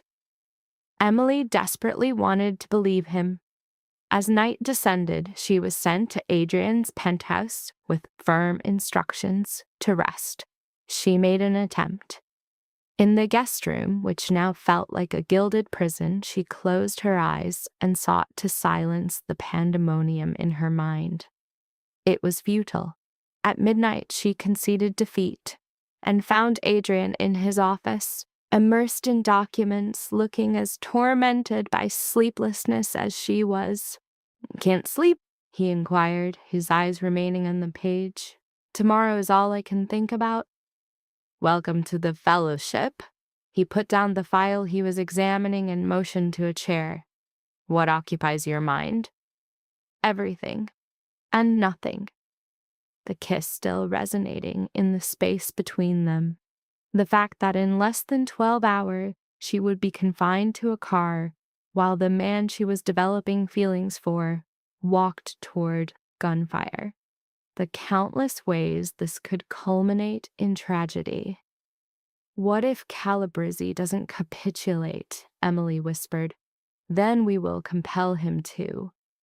And if you cannot," Adrian's expression became implacable, "then he will not depart that warehouse breathing." The unvarnished finality in his voice should have terrified her, serving as a reminder that this man was capable of a violence she could scarcely imagine. Instead, a profound sense of fatigue washed over Emily. "Have you ever taken a life?" she asked quietly. Adrian's eyes met hers for a long, heavy interval. "Yes." "How many? Does the tally truly matter?" "It might." He leaned back, his gaze shifting to an analytical focus. "I have killed 4 men. 3 of them were actively attempting to end my life or the life of someone I was defending. The 4th was an individual who harmed a child under my protection and believed his money was a shield." His tone was clinical, utterly flat. "There's no gratification in it, no pride. But I do not lose sleep over it. Their choices led them there, and I made the choice to end it. That is the world I inhabit. And tomorrow, if Calabrizzi compels the issue, I will take the necessary actions to protect my people, to protect you. And then I will move on, as I always have." Emily processed his words, attempting to reconcile the man who had kissed her just 6 hours ago with this person dispassionately discussing taking a life. They should have been 2 different men, but they were not. Adrian was a living contradiction, a protector and a predator, a mentor and an executioner. The man who truly saw her when no one else did, and the man who could extinguish a life and not falter, and she was falling for every single component of him. "I don't know how to become someone who is okay with this," Emily confessed. "You do not have to be okay with it. You merely have to decide if you can live with it." Adrian stood, moved around the desk, and knelt before her, holding her gaze. "I told you this world breaks people. Emily, I was not being theatrical. If you stay, if you choose me, you are choosing all of me. The violence, the risk, the dark elements that will haunt you. I cannot promise it becomes easier. I can only promise to be truthful about the cost. What is the cost for you? The question appeared to catch him off guard. His jaw tightened before he replied, his voice low. Everything I could have been had I selected a different path. Everyone I might have loved had I lived a different life. His eyes found hers again. I finished mourning that person long ago. This is the real me. This is the only version there is. Emily captured his hand, lacing her fingers between his. Then show me, she breathed, how to be the woman who can survive in your reality without annihilating the one I am in my own, he retorted. I do not know if that is even possible, she answered without pause. We cannot know if we do not try. Adrienne leaned forward and kissed her, but this kiss was softer, more tentative, as though he were committing the feel of her lips to memory. He drew away, resting his forehead against hers. Get some sleep, he muttered. The coming day promised to be an ordeal. Her question hung in the air. Will you remain with me? She felt a palpable tension seize him, his deepest instincts demanding he rebuild the emotional fortress she had just breached. But then some internal defense faltered. With a quiet sigh, his hand tightened around hers. Yes, he affirmed, his voice a mere whisper. I will stay. Thus they lay in the guest room, fully dressed atop the covers, his arm a heavy anchor as she rested against his chest. It was the most conventional act they had ever shared, and for that reason, the most profoundly intimate. All pretense was gone, leaving two people who had collided at a calamitous time, attempting to seize a moment of peace before the war. Emily must have fallen asleep, for she awoke to creeping sunlight and the cold, empty space beside her. Adrian had vanished. A note rested on the nightstand, bearing the same script from his office. 7 p.m. Punctuality is required. She clutched the paper for a long moment before finally rising. The hours that followed moved with agonizing slowness. Emily attempted to eat, managing only a piece of toast. She sought distraction on her phone, but her thoughts were a chaotic blur. By evening, her nerves were so frayed that a persistent tremor took hold. At 6:30, Marco arrived in a nondescript SUV. He offered no greeting, driving in silence through the city toward the east, where familiar avenues gave way to unknown territory. As they entered the warehouse district, the sinking sun painted the sky in violent shades of orange and blood red. The Target building materialized ahead, a perfect match for the surveillance photos. Immense, industrial, and isolated by vacant lots and chain-link fences. No lights shone from within, yet Emily could discern the dark shapes of vehicles near the loading bay. Calibrese's people were already present. Marco parked the SUV in a concealed position behind derelict structures, roughly 200 yards away. Their location afforded a clear view of the entrance while keeping them shrouded in shadow. 2 other cars were already staged, Adrienne's team awaiting his signal. Where is Adrienne? Emily's voice was taut with tension. South entrance, accompanied by Sophia and 3 others. Once the shipment is inside, they will seal all points of egress. Marco passed her a small radio and an earpiece. You will monitor everything, but you will not speak unless a life is in immediate jeopardy. And recall our terms. You remain in this car regardless of what unfolds. With trembling hands, Emily fitted the device. Her world contracted to a stream of clipped, terse voices. Adrienne's low commands, confirmations of positions, and the sounds of a team preparing for combat. Then his voice emerged, impossibly clear through the static. Sound off. One by one, his operatives began to check in. Emily tallied 8 distinct voices, not counting Marco.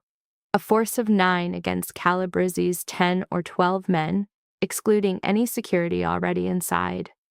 The odds were unfavorable. They were knowingly entering an outnumbered engagement. Just then, a set of headlights pierced the gloom as a truck approached. It reversed toward the loading dock with a disquieting expertise. 6 men emerged from the warehouse to unload its contents. "We have visual on the principal," a voice crackled over the comms. "Calabrizzi is emerging on the east side with an escort of 3. A frantic rhythm began in Emily's chest. This was no longer a theoretical plan. It was tangible. Over the comms, Adrian's voice was a pillar of pure calm and absolute control. "Await my signal. No one moves until I give the command." The unloading proceeded smoothly. Calabrizzi stood observing, completely at ease, as if it were a routine delivery. There was no sign of alarm, no hint of a trap, and in an instant the entire situation detonated. One of Calabrizzi's men glanced at his phone, his face drained of all color, and he began to shout. Calabrizzi's head whipped around, his eyes piercing the darkness. He understood. They had been betrayed. "Abort!" Adrian's voice was muffled like fractured glass. "Everyone, extract now!" A gunshot tore through the night. Emily could not tell who fired first. She could only see the darkness erupt in a storm of muzzle flashes and gunfire as the scene dissolved into chaos. Through the windshield, she saw Adrian's team break from cover, returning fire in a desperate bid to reclaim a situation that was spiraling out of control. Adrian himself was an apparition near the south entrance, moving with a terrifying grace, neutralizing targets she could not even perceive. Sophia was with him, protecting his flank. Then a torrent of Calabrizzi's men poured from the building as if they had been lying in wait. Marco was already in motion, slamming the SUV into drive. "We have to leave, now." "What about Adrian?" "He will manage. Our mission is to get you clear." "No." Her hand was on the door handle. "I am not leaving him." "Miss Carter, you gave your word." "I know precisely what I promised." Emily forced the door open and exited the SUV before Marco could intervene.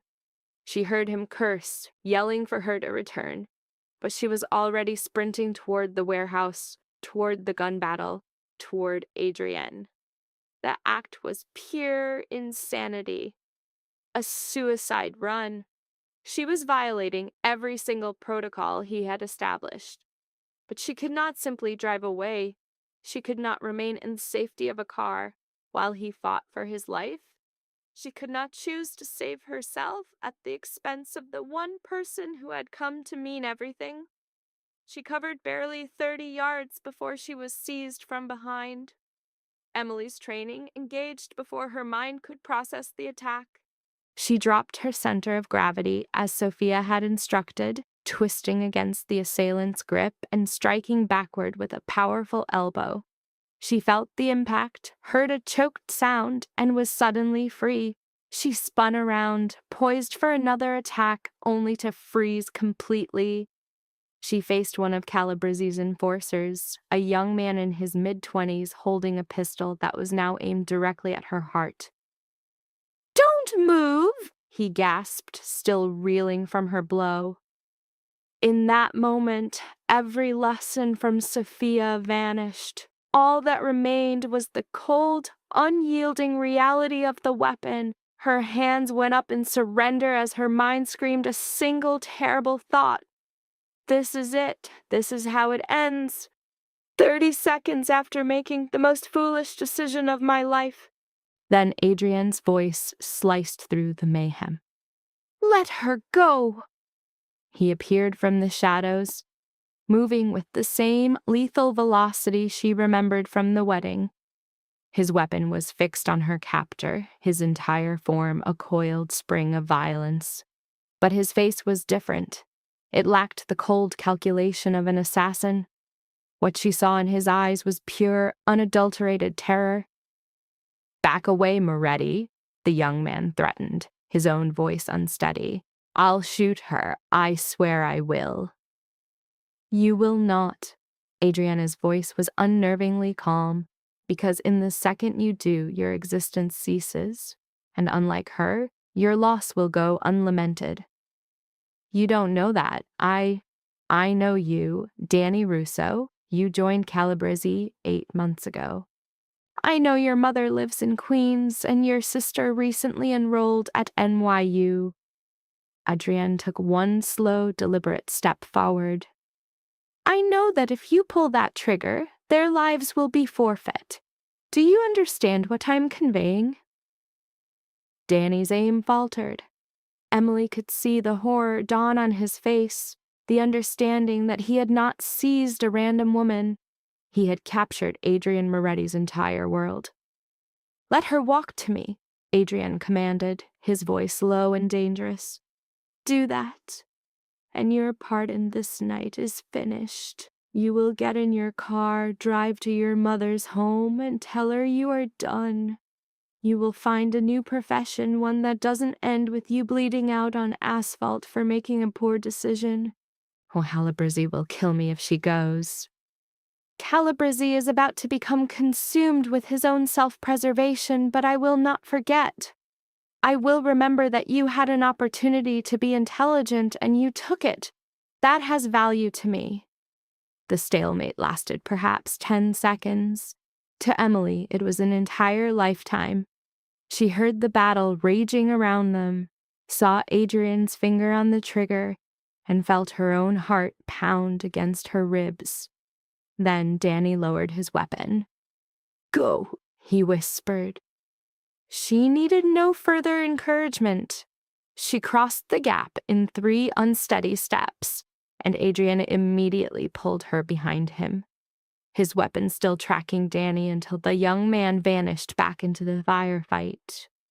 "What in God's name were you thinking?" Adrian's voice was a blade in the sudden quiet. "I couldn't leave you. You were ordered to stay in the car." "I know. You could have been killed." "I understand." Adrian seized her arm, his grip like steel, and began pulling her toward the SUV as Marco approached. "We are leaving now." "But Calabrese is Marco's responsibility. You have made your choice, Emily. Now you will live with it." They were nearly at the vehicle when Sophia's voice cut through the radio. "Adrian, there's a complication. Calabrese is fleeing to the north exit. If he reaches his car, I am moving to intercept." Adrian cut her off. "Let him go. Boss, if he escapes, I said let him go." Adrian thrust Emily toward the SUV where Marco was waiting. "Get her out of here and secure her at the penthouse. Ensure she remains there until my arrival." "And you?" Emily questioned. "I am concluding this engagement." "Adrian, don't!" But he was already pivoting back toward the warehouse, re-entering the maelstrom she had escalated to its violent peak. Emily moved to pursue him, but Marco's arm intercepted her path, a firm barrier. "No," he commanded, his tone unyielding. "You've precipitated enough chaos for one evening." The truth in his statement landed like a physical blow. Emily allowed Marco to guide her to the SUV, her gaze fixed on the firefight that enveloped Adrian, feeling a fundamental part of her psyche fracture. The journey was shrouded in a heavy silence, punctuated only by the disembodied voices on the communications link. Emily monitored Adrian orchestrating his unit, the detached confirmations of hostile targets, strategic positions, and extraction points. She registered Sophia's final transmission. Calabrese had reached his vehicle and disappeared. a tactical failure, and the responsibility was entirely hers. They arrived at Adrian's building after the conflict had ceased. The radio was silent. Marco navigated into the subterranean garage and killed the ignition, yet for a suspended moment, neither moved. "Is he all right?" Emily asked in a near whisper. "He'll survive. He always does." Marco's reply was clinical, devoid of emotion. "But you must grasp this, Miss Carter. Your actions out there did not just endanger yourself. You forced Adrian to choose between the objective and you. That is an untenable position for him, and it is profoundly unfair to the men who rely on his sound judgment." "I'm aware." "Are you?" "Because from my perspective, you seem to believe this is a cinematic spectacle, that the repercussions lack substance." Marco turned, his gaze locking with hers. "Danny Russo could have ended your life tonight. Adrian would have executed him for it. Consequently, Danny's mother and sister would have paid the ultimate price, all because a paralegal from the city felt compelled to prove a point." Tears stung Emily's eyes. "I never intended for—" "Your intentions are meaningless. Outcomes are the only metric. If you want this existence, you must accept that your actions generate waves far beyond your comprehension. They impact individuals you will never know, and at times, they shatter lives." For a fleeting instant, Marco's hardened facade fractured. "Adrian's attachment to you is significant, more than it should be, but that does not grant you license to force his hand because you are too obstinate to follow orders." He exited the SUV without another word. Emily remained in the silent vehicle for what seemed an eternity, Marco's indictment replaying in her mind before she finally willed herself to move and follow him toward the elevator. The penthouse, in Adrian's absence, felt like an immense sterile tomb.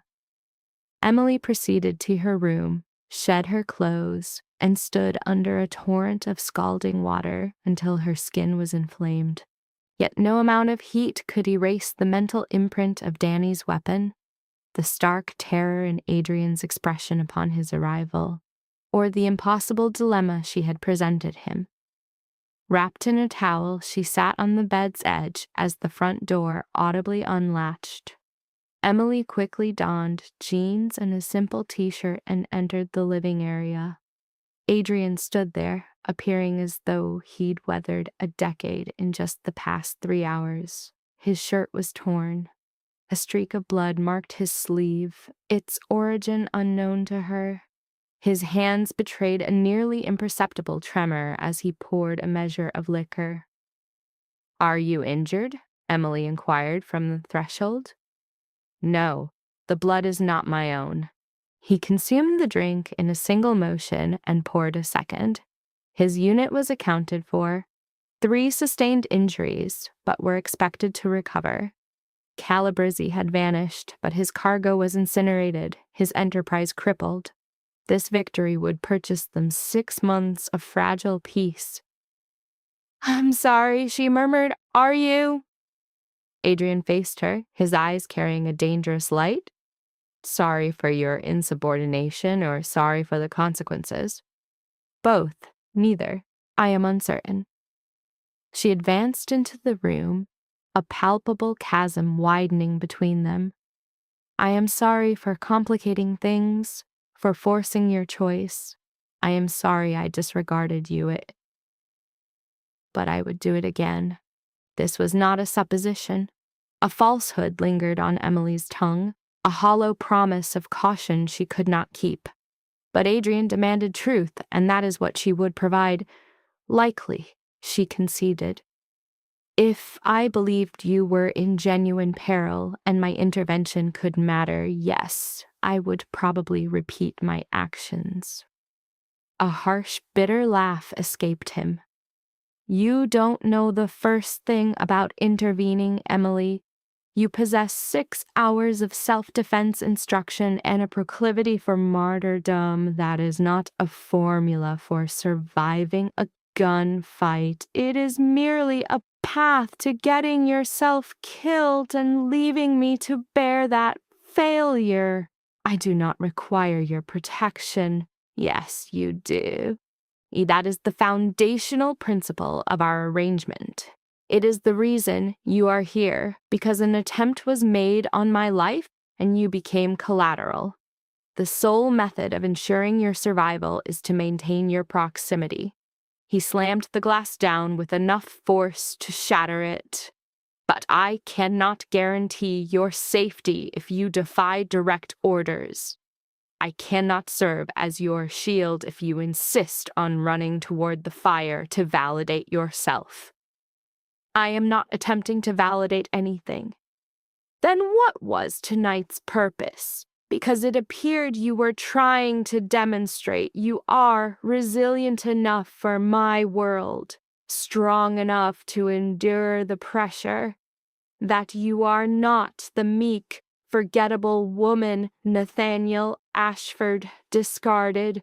Adrian eliminated the space between them, his intense gaze fixed upon her. But you have nothing to prove to me, Emily. I already perceive you. I have since you entered the Crimson Lounge with that audacious ring and sought my assistance in a matter I should have dismissed. You are courageous and stubborn and so profoundly desperate to matter that you will place yourself in harm's way simply to prove that you can. And that prospect frightens me more than any threat Calabrese could conceive. Tears finally traced paths down Emily's face. I don't know how to be different. I am not asking for different. I am asking you to trust that you need not risk your life to justify your place here. You already have one. You have since you sat in my office and confessed you knew what it was to be dismissed. Then why do I feel a constant need to prove it? Because Nathaniel conditioned you to believe you were insufficient, that to be quiet was to be invisible. Now, in a desperate attempt to be the opposite, you have swung to a dangerous extreme. Adrian was directly before her now, their proximity intimate.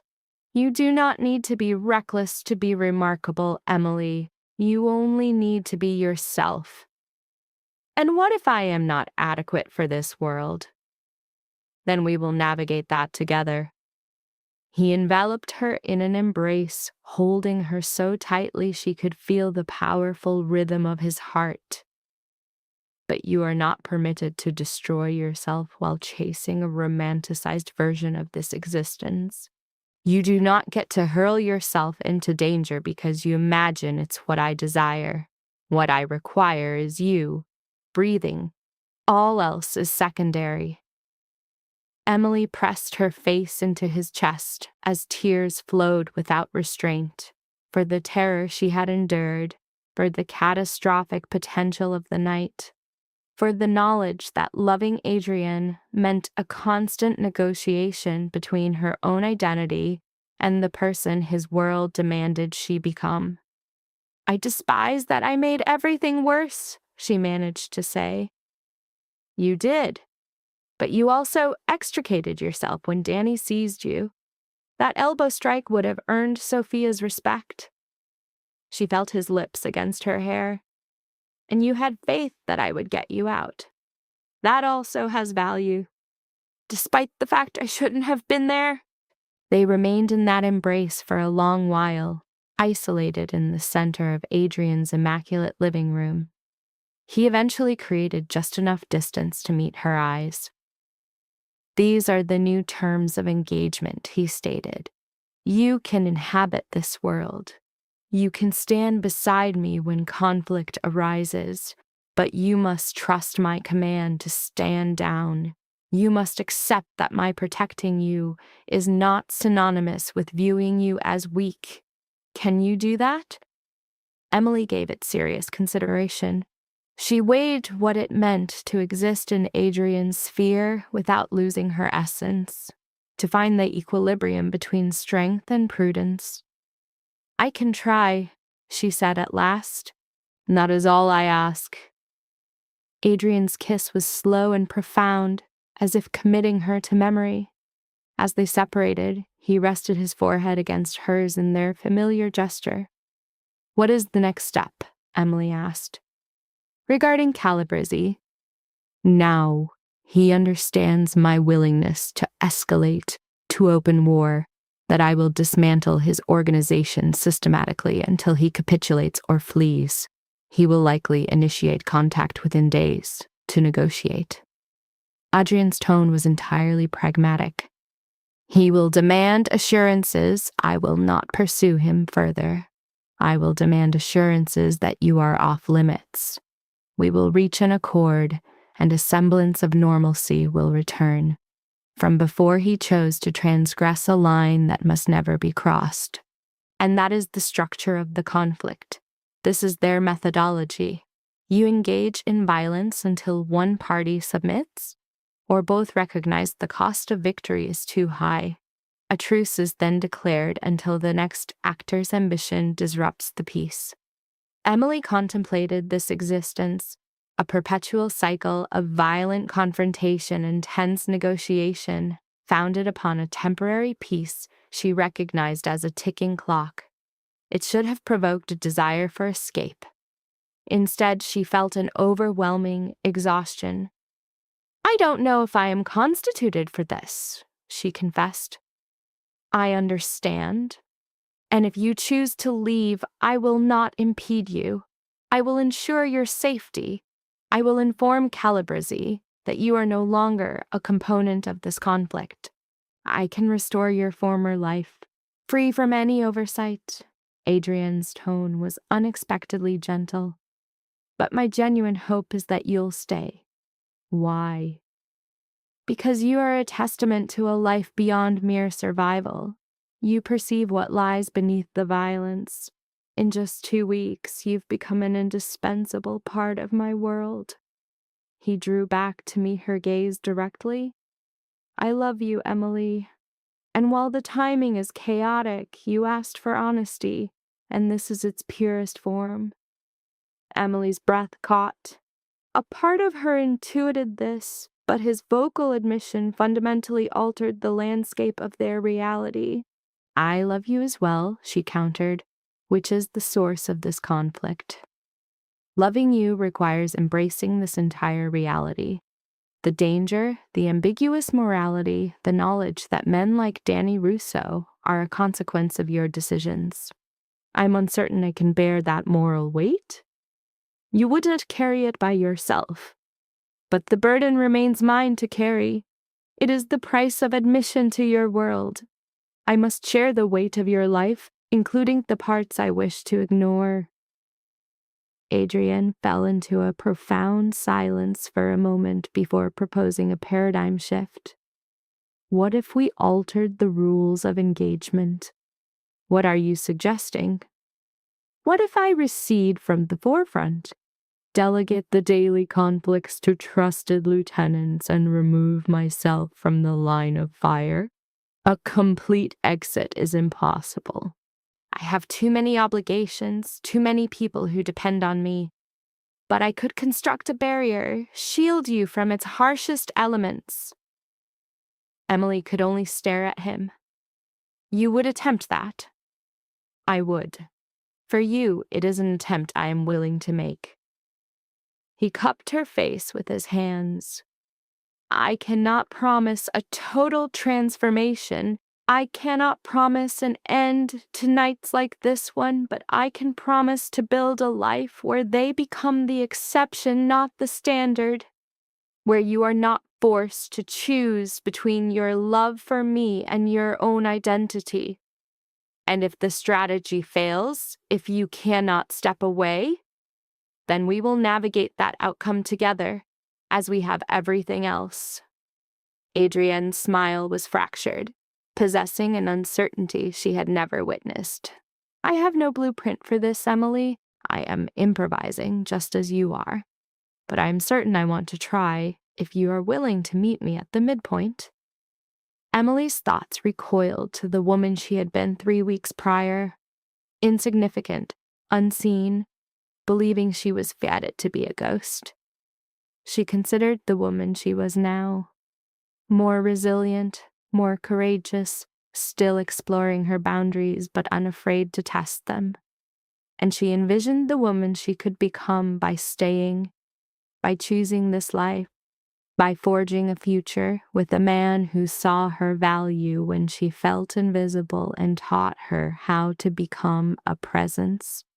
This path would not be easy. It would likely be her life's most difficult undertaking, but held in Adrian's arms, his focus and anchor, Emily knew her decision had already been solidified.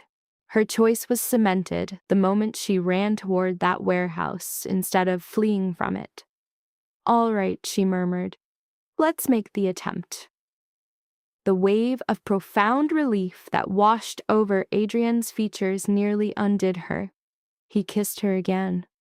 A slower, more deliberate promise, and Emily allowed herself to surrender to it, imagining a future they would have to build from the ruins. It bore no resemblance to the fairy tale she had imagined with Nathaniel, devoid of safety or guarantees, yet it would be their own, and it would be authentic. Perhaps that was the only thing that mattered.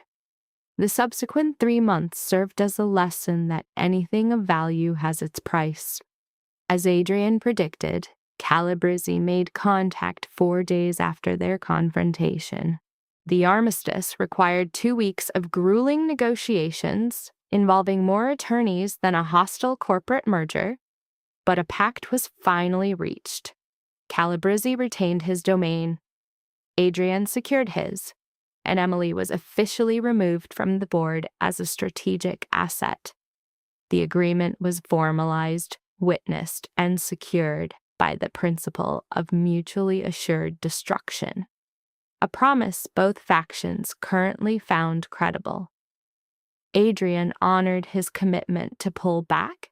He delegated daily operations to Marco, reserving his top men for high-stakes endeavors, and began pivoting toward legitimate enterprises that did not require armed protection.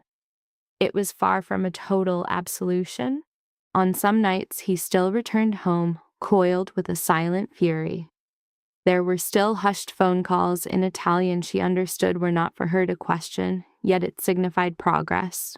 Emily also honored her vow. She secured a new position at a nonprofit for survivors of domestic abuse, applying her legal acumen to assist those failed by the system. The work was far more demanding than her former paralegal duties and paid a fraction, but it possessed a reality that filing legal motions never had. She was now an advocate for the unseen. She understood them in a way that was impossible before Adrian. She officially relocated to the penthouse after 6 weeks.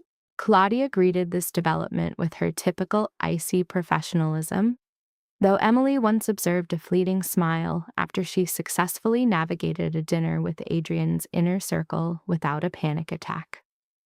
Maya remained guarded, yet fiercely loyal, a quality Emily cherished. She provided her best friend with a sanitized version of events. She had met a man. Things were progressing quickly and his profession was complicated, but they were managing. Maya had simply observed Emily's expression when she spoke Adrian's name and ceased her probing questions. Some territories are best left unexplored. The grandmother's ring remained in its velvet case on Emily's dresser. She attempted to return it to Adrian on several occasions, but he consistently refused. "The ring was never the point," he had explained during her last attempt. "Keep it. Perhaps you'll give it to our daughter one day." That casual allusion to a future involving children struck Emily with unexpected force. They had not discussed permanence, not marriage, nor family, nor anything beyond navigating the immediate future. but the possibility now lingered in the air between them. 3 months after the warehouse incident, Emily was assessing her reflection in what had become her room. Their room, though Adrienne maintained a separate space for his sleepless nights. She was adorned in another gown selected by Adrienne, this one, a deep emerald green, preparing for another high society function she had no desire to attend. This time, however, it was not an act of proving her worth. It was merely a component of the life she had chosen. Adrienne appeared in the doorway, already attired in a tuxedo, looking impossibly striking. "Are you ready?" he inquired. Emily turned from the mirror. It was the mayor's fundraising gala. Their absence would generate speculation, and they now had to manage public perception, as his legitimate ventures depended on maintaining alliances with the city's elite. Adrian crossed the space and drew her into his arms. "But if you genuinely cannot tolerate it, we will offer our apologies and remain here." Emily weighed the option. She could contact Maya, order food, and watch mindless television with a man who had built an empire on fear, but who regarded her as a precious gem. The alternative was vastly more appealing than networking with politicians. Yet she had learned a critical lesson over the past 3 months. Sometimes the more difficult path is the correct one. Sometimes one must simply be present.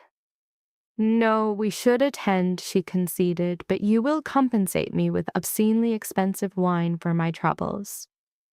Agreed. They were nearly gone when Emily paused. "Adrian?" "Yes. Thank you for acknowledging me when I felt invisible, for helping me discover my own strength, for loving me even when my own catastrophic choices placed us both in jeopardy." Adrienne embraced her again, his arms a tight circle around her.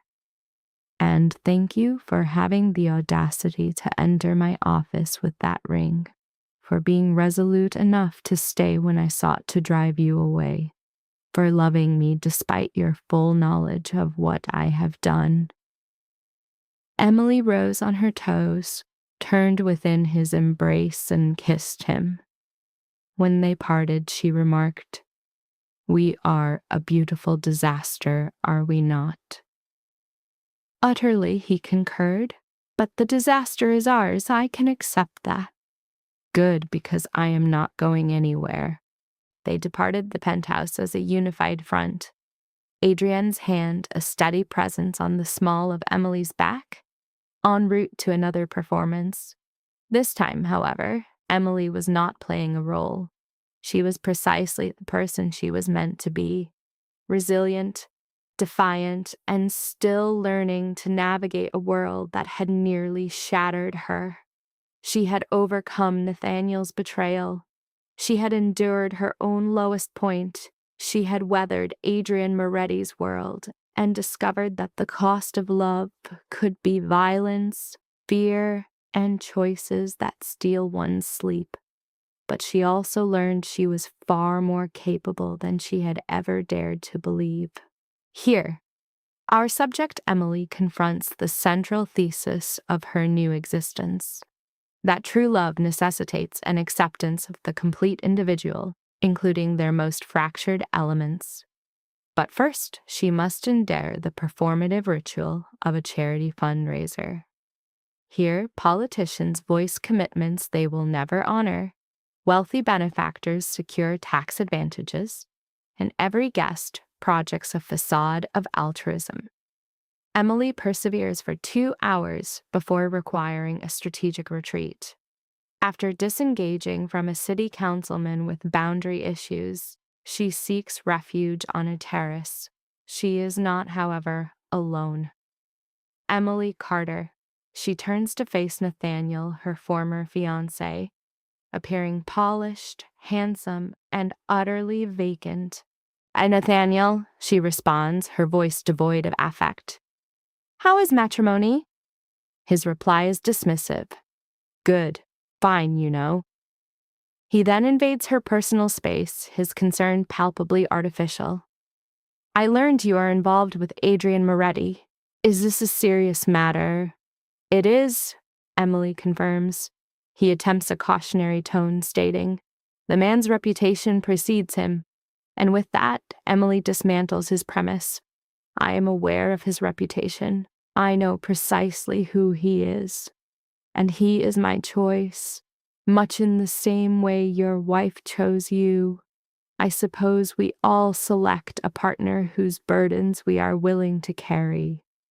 The rebuke is absolute. Your concern is noted, she states, pivoting away only to execute a sharp turn back toward him. Correction, it is not appreciated. You do not get to perform concern now that my circumstances have improved. Your disapproval of my partner does not grant you veto power over my choices. I have found happiness, Nathaniel. Genuine happiness. If you cannot support that, then basic decency demands you leave me in peace.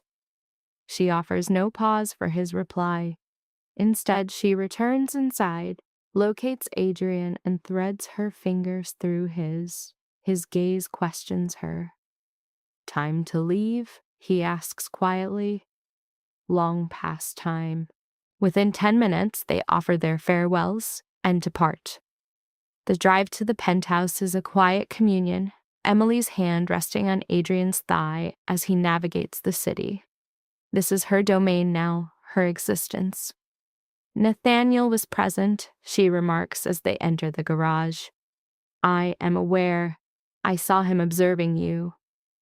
Does his status as my former partner trouble you? Adrian silences the engine and faces her. Should it? I don't know. It might for some men. I am not some men, and you are no longer with him. You are with me. The matter is closed. He then bridges the console to offer her a gentle kiss. Furthermore, he continues, I believe we can both acknowledge you have significantly upgraded. A true resonant laugh escapes Emily. Yes, that is an undeniable fact. Upstairs, formal attire is exchanged for comfortable clothing, and they settle on the couch with wine and Thai cuisine. Adrian maintains this establishment serves the finest pad see Ubu in the metropolis. It is a scene of profound normalcy, a complete inversion of the violent circumstances that first united them. But this is the nature of constructing a life. It is not a constant series of dramatic events. It is largely this: tranquil evenings, satisfying food, and the comfortable silence between two souls who chose each other against all reason.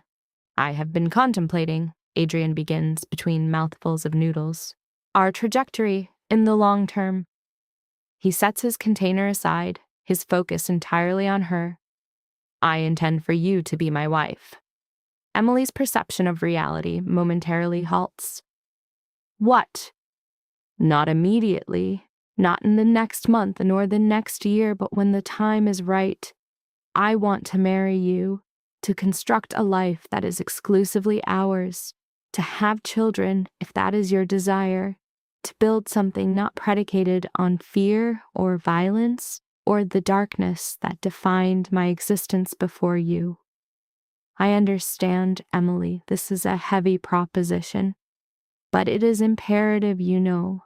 When I envision my future, you are its constant, and if this alarms you, simply state it and I will retreat. But if any small part of you desires the same, I must hear it. Emily lowers her bowl, her hands betraying a slight tremor. She considers the life she had envisioned with Nathaniel, secure, predictable, and spiritually suffocating. She then imagines her future with Adrian, perilous, unpredictable, and entirely authentic. She understands her own identity now. I want that as well, she whispers. I want to be your wife. I want to build that life. I want every part of it, especially the complicated elements. Adrian's smile was the dawn itself. He draws her onto his lap, and they become lost in a kiss as their meal grows cold. "We will commit so many errors," he murmurs against her lips. "It is probable. We will argue and terrify each other, almost certainly. But we will navigate it all as a unit."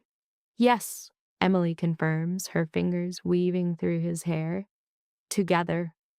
They do not establish a date that evening, no grand arrangements, no logistical discussions. They simply exist in the promise of a future they would create.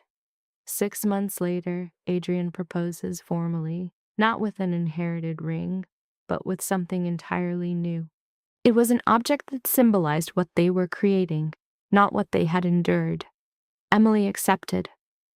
Their wedding occurred a year later, an intimate ceremony attended only by their true circle. No officials, no society figures, no one for whom they needed to perform. Only Marco and Sophia, Claudia and Maya, and the few individuals who constituted their genuine family. It was not, however, flawless. Emily was still plagued by nightmares of the warehouse. Adrian still possessed a capacity for violence. He continued to make decisions that Emily had to learn to accept, but they always maintained absolute honesty with one another. They contended when necessary, apologized for their failings, and persistently chose each other, even when retreat would have been the simpler path. 2 years into their marriage, Emily is in the nursery, cradling their daughter, Isabella. She is simply awestruck by the magnitude of her life's transformation.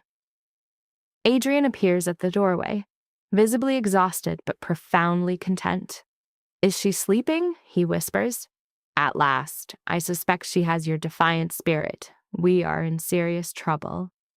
He crosses the room and encircles them both in his arms. "How are you?" Tired, sore, and utterly captivated by this small tyrant who denies me sleep. Emily looks up at him. "How are you?" "Terrified that I will fail at this, grateful that you are here to prevent it." Adrian kisses Isabella's forehead and then Emily's. "Thank you." "For what?" "For perceiving something in me that was worthy of salvation. For having the courage to remain when I attempted to push you away.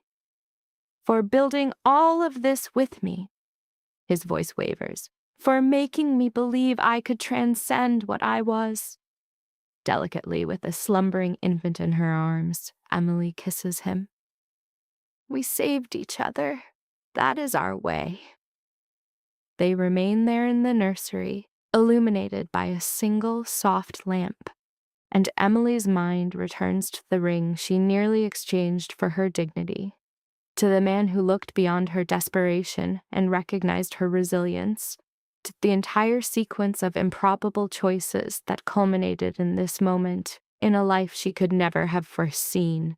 It was not the fairy tale she once desired. It was superior. It was authentic.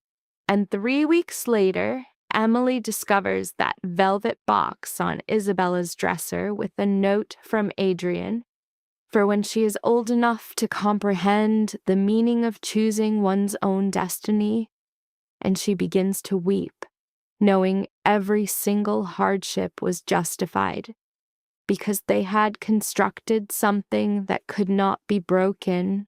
They had constructed something that belonged to them, to their daughter, and to the future they were forging in unison. They had constructed a home. And Emily Carter, who once felt inconsequential, who believed she was destined for obscurity, stood within that home with the family she had chosen and finally felt 100% completely and profoundly seen. The city had raised Emily Carter in silence, in tiny apartments, fluorescent offices, and polite humiliations. It had taught her how to fold herself into corners. Then one winter night, beneath chandeliers and velvet shadows, she crossed the threshold into a different life. Adrian Moretti did not greet her like a savior. He looked at her the way storms look at windows, testing whether they will break. Yet she stayed. She sat where she was not invited, spoke when fear told her not to, and held out the one precious thing she owned as though pain itself had become a bargaining chip. In that moment, the story ceased to be about a wedding. It became a tragedy about rebirth. What makes the tale cinematic is not merely the danger, it is the contrast. Her trembling hands against his controlled stillness, her old life dim and cramped against his glass tower above the city, her heartbreak soft and private against his world of cold strategy and visible threat. Every frame insists on one truth: transformation is never elegant while it is happening. The life lesson rests inside that discomfort. A person does not become powerful the day the world applauds them. A person becomes powerful in the private rehearsal rooms of pain, when posture is corrected, when old instincts are broken, when tears are swallowed, when the heart learns to stand before it learns to soar. And yet the story refuses to romanticize pain completely. Adrian is not just the architect of her rebirth, he is also a warning. Love offered by a wounded man often arrives carrying knives hidden beneath the flowers. He teaches her confidence, yes, but he also introduces her to the cost of proximity to darkness. That is why the ending feels earned, not because it promises a perfect life, but because it dares to ask whether love can survive honesty. Emily's lesson is therefore not merely that she became stronger, it is that she learned to see clearly, the ex-fiancé in polished light, the dangerous man in expensive shadows, and herself at last no longer blurred by other people's expectations. She does not leave the story untouched, she leaves it visible. And for someone who once believed invisibility was her fate, that is a miracle large enough to fill the whole screen.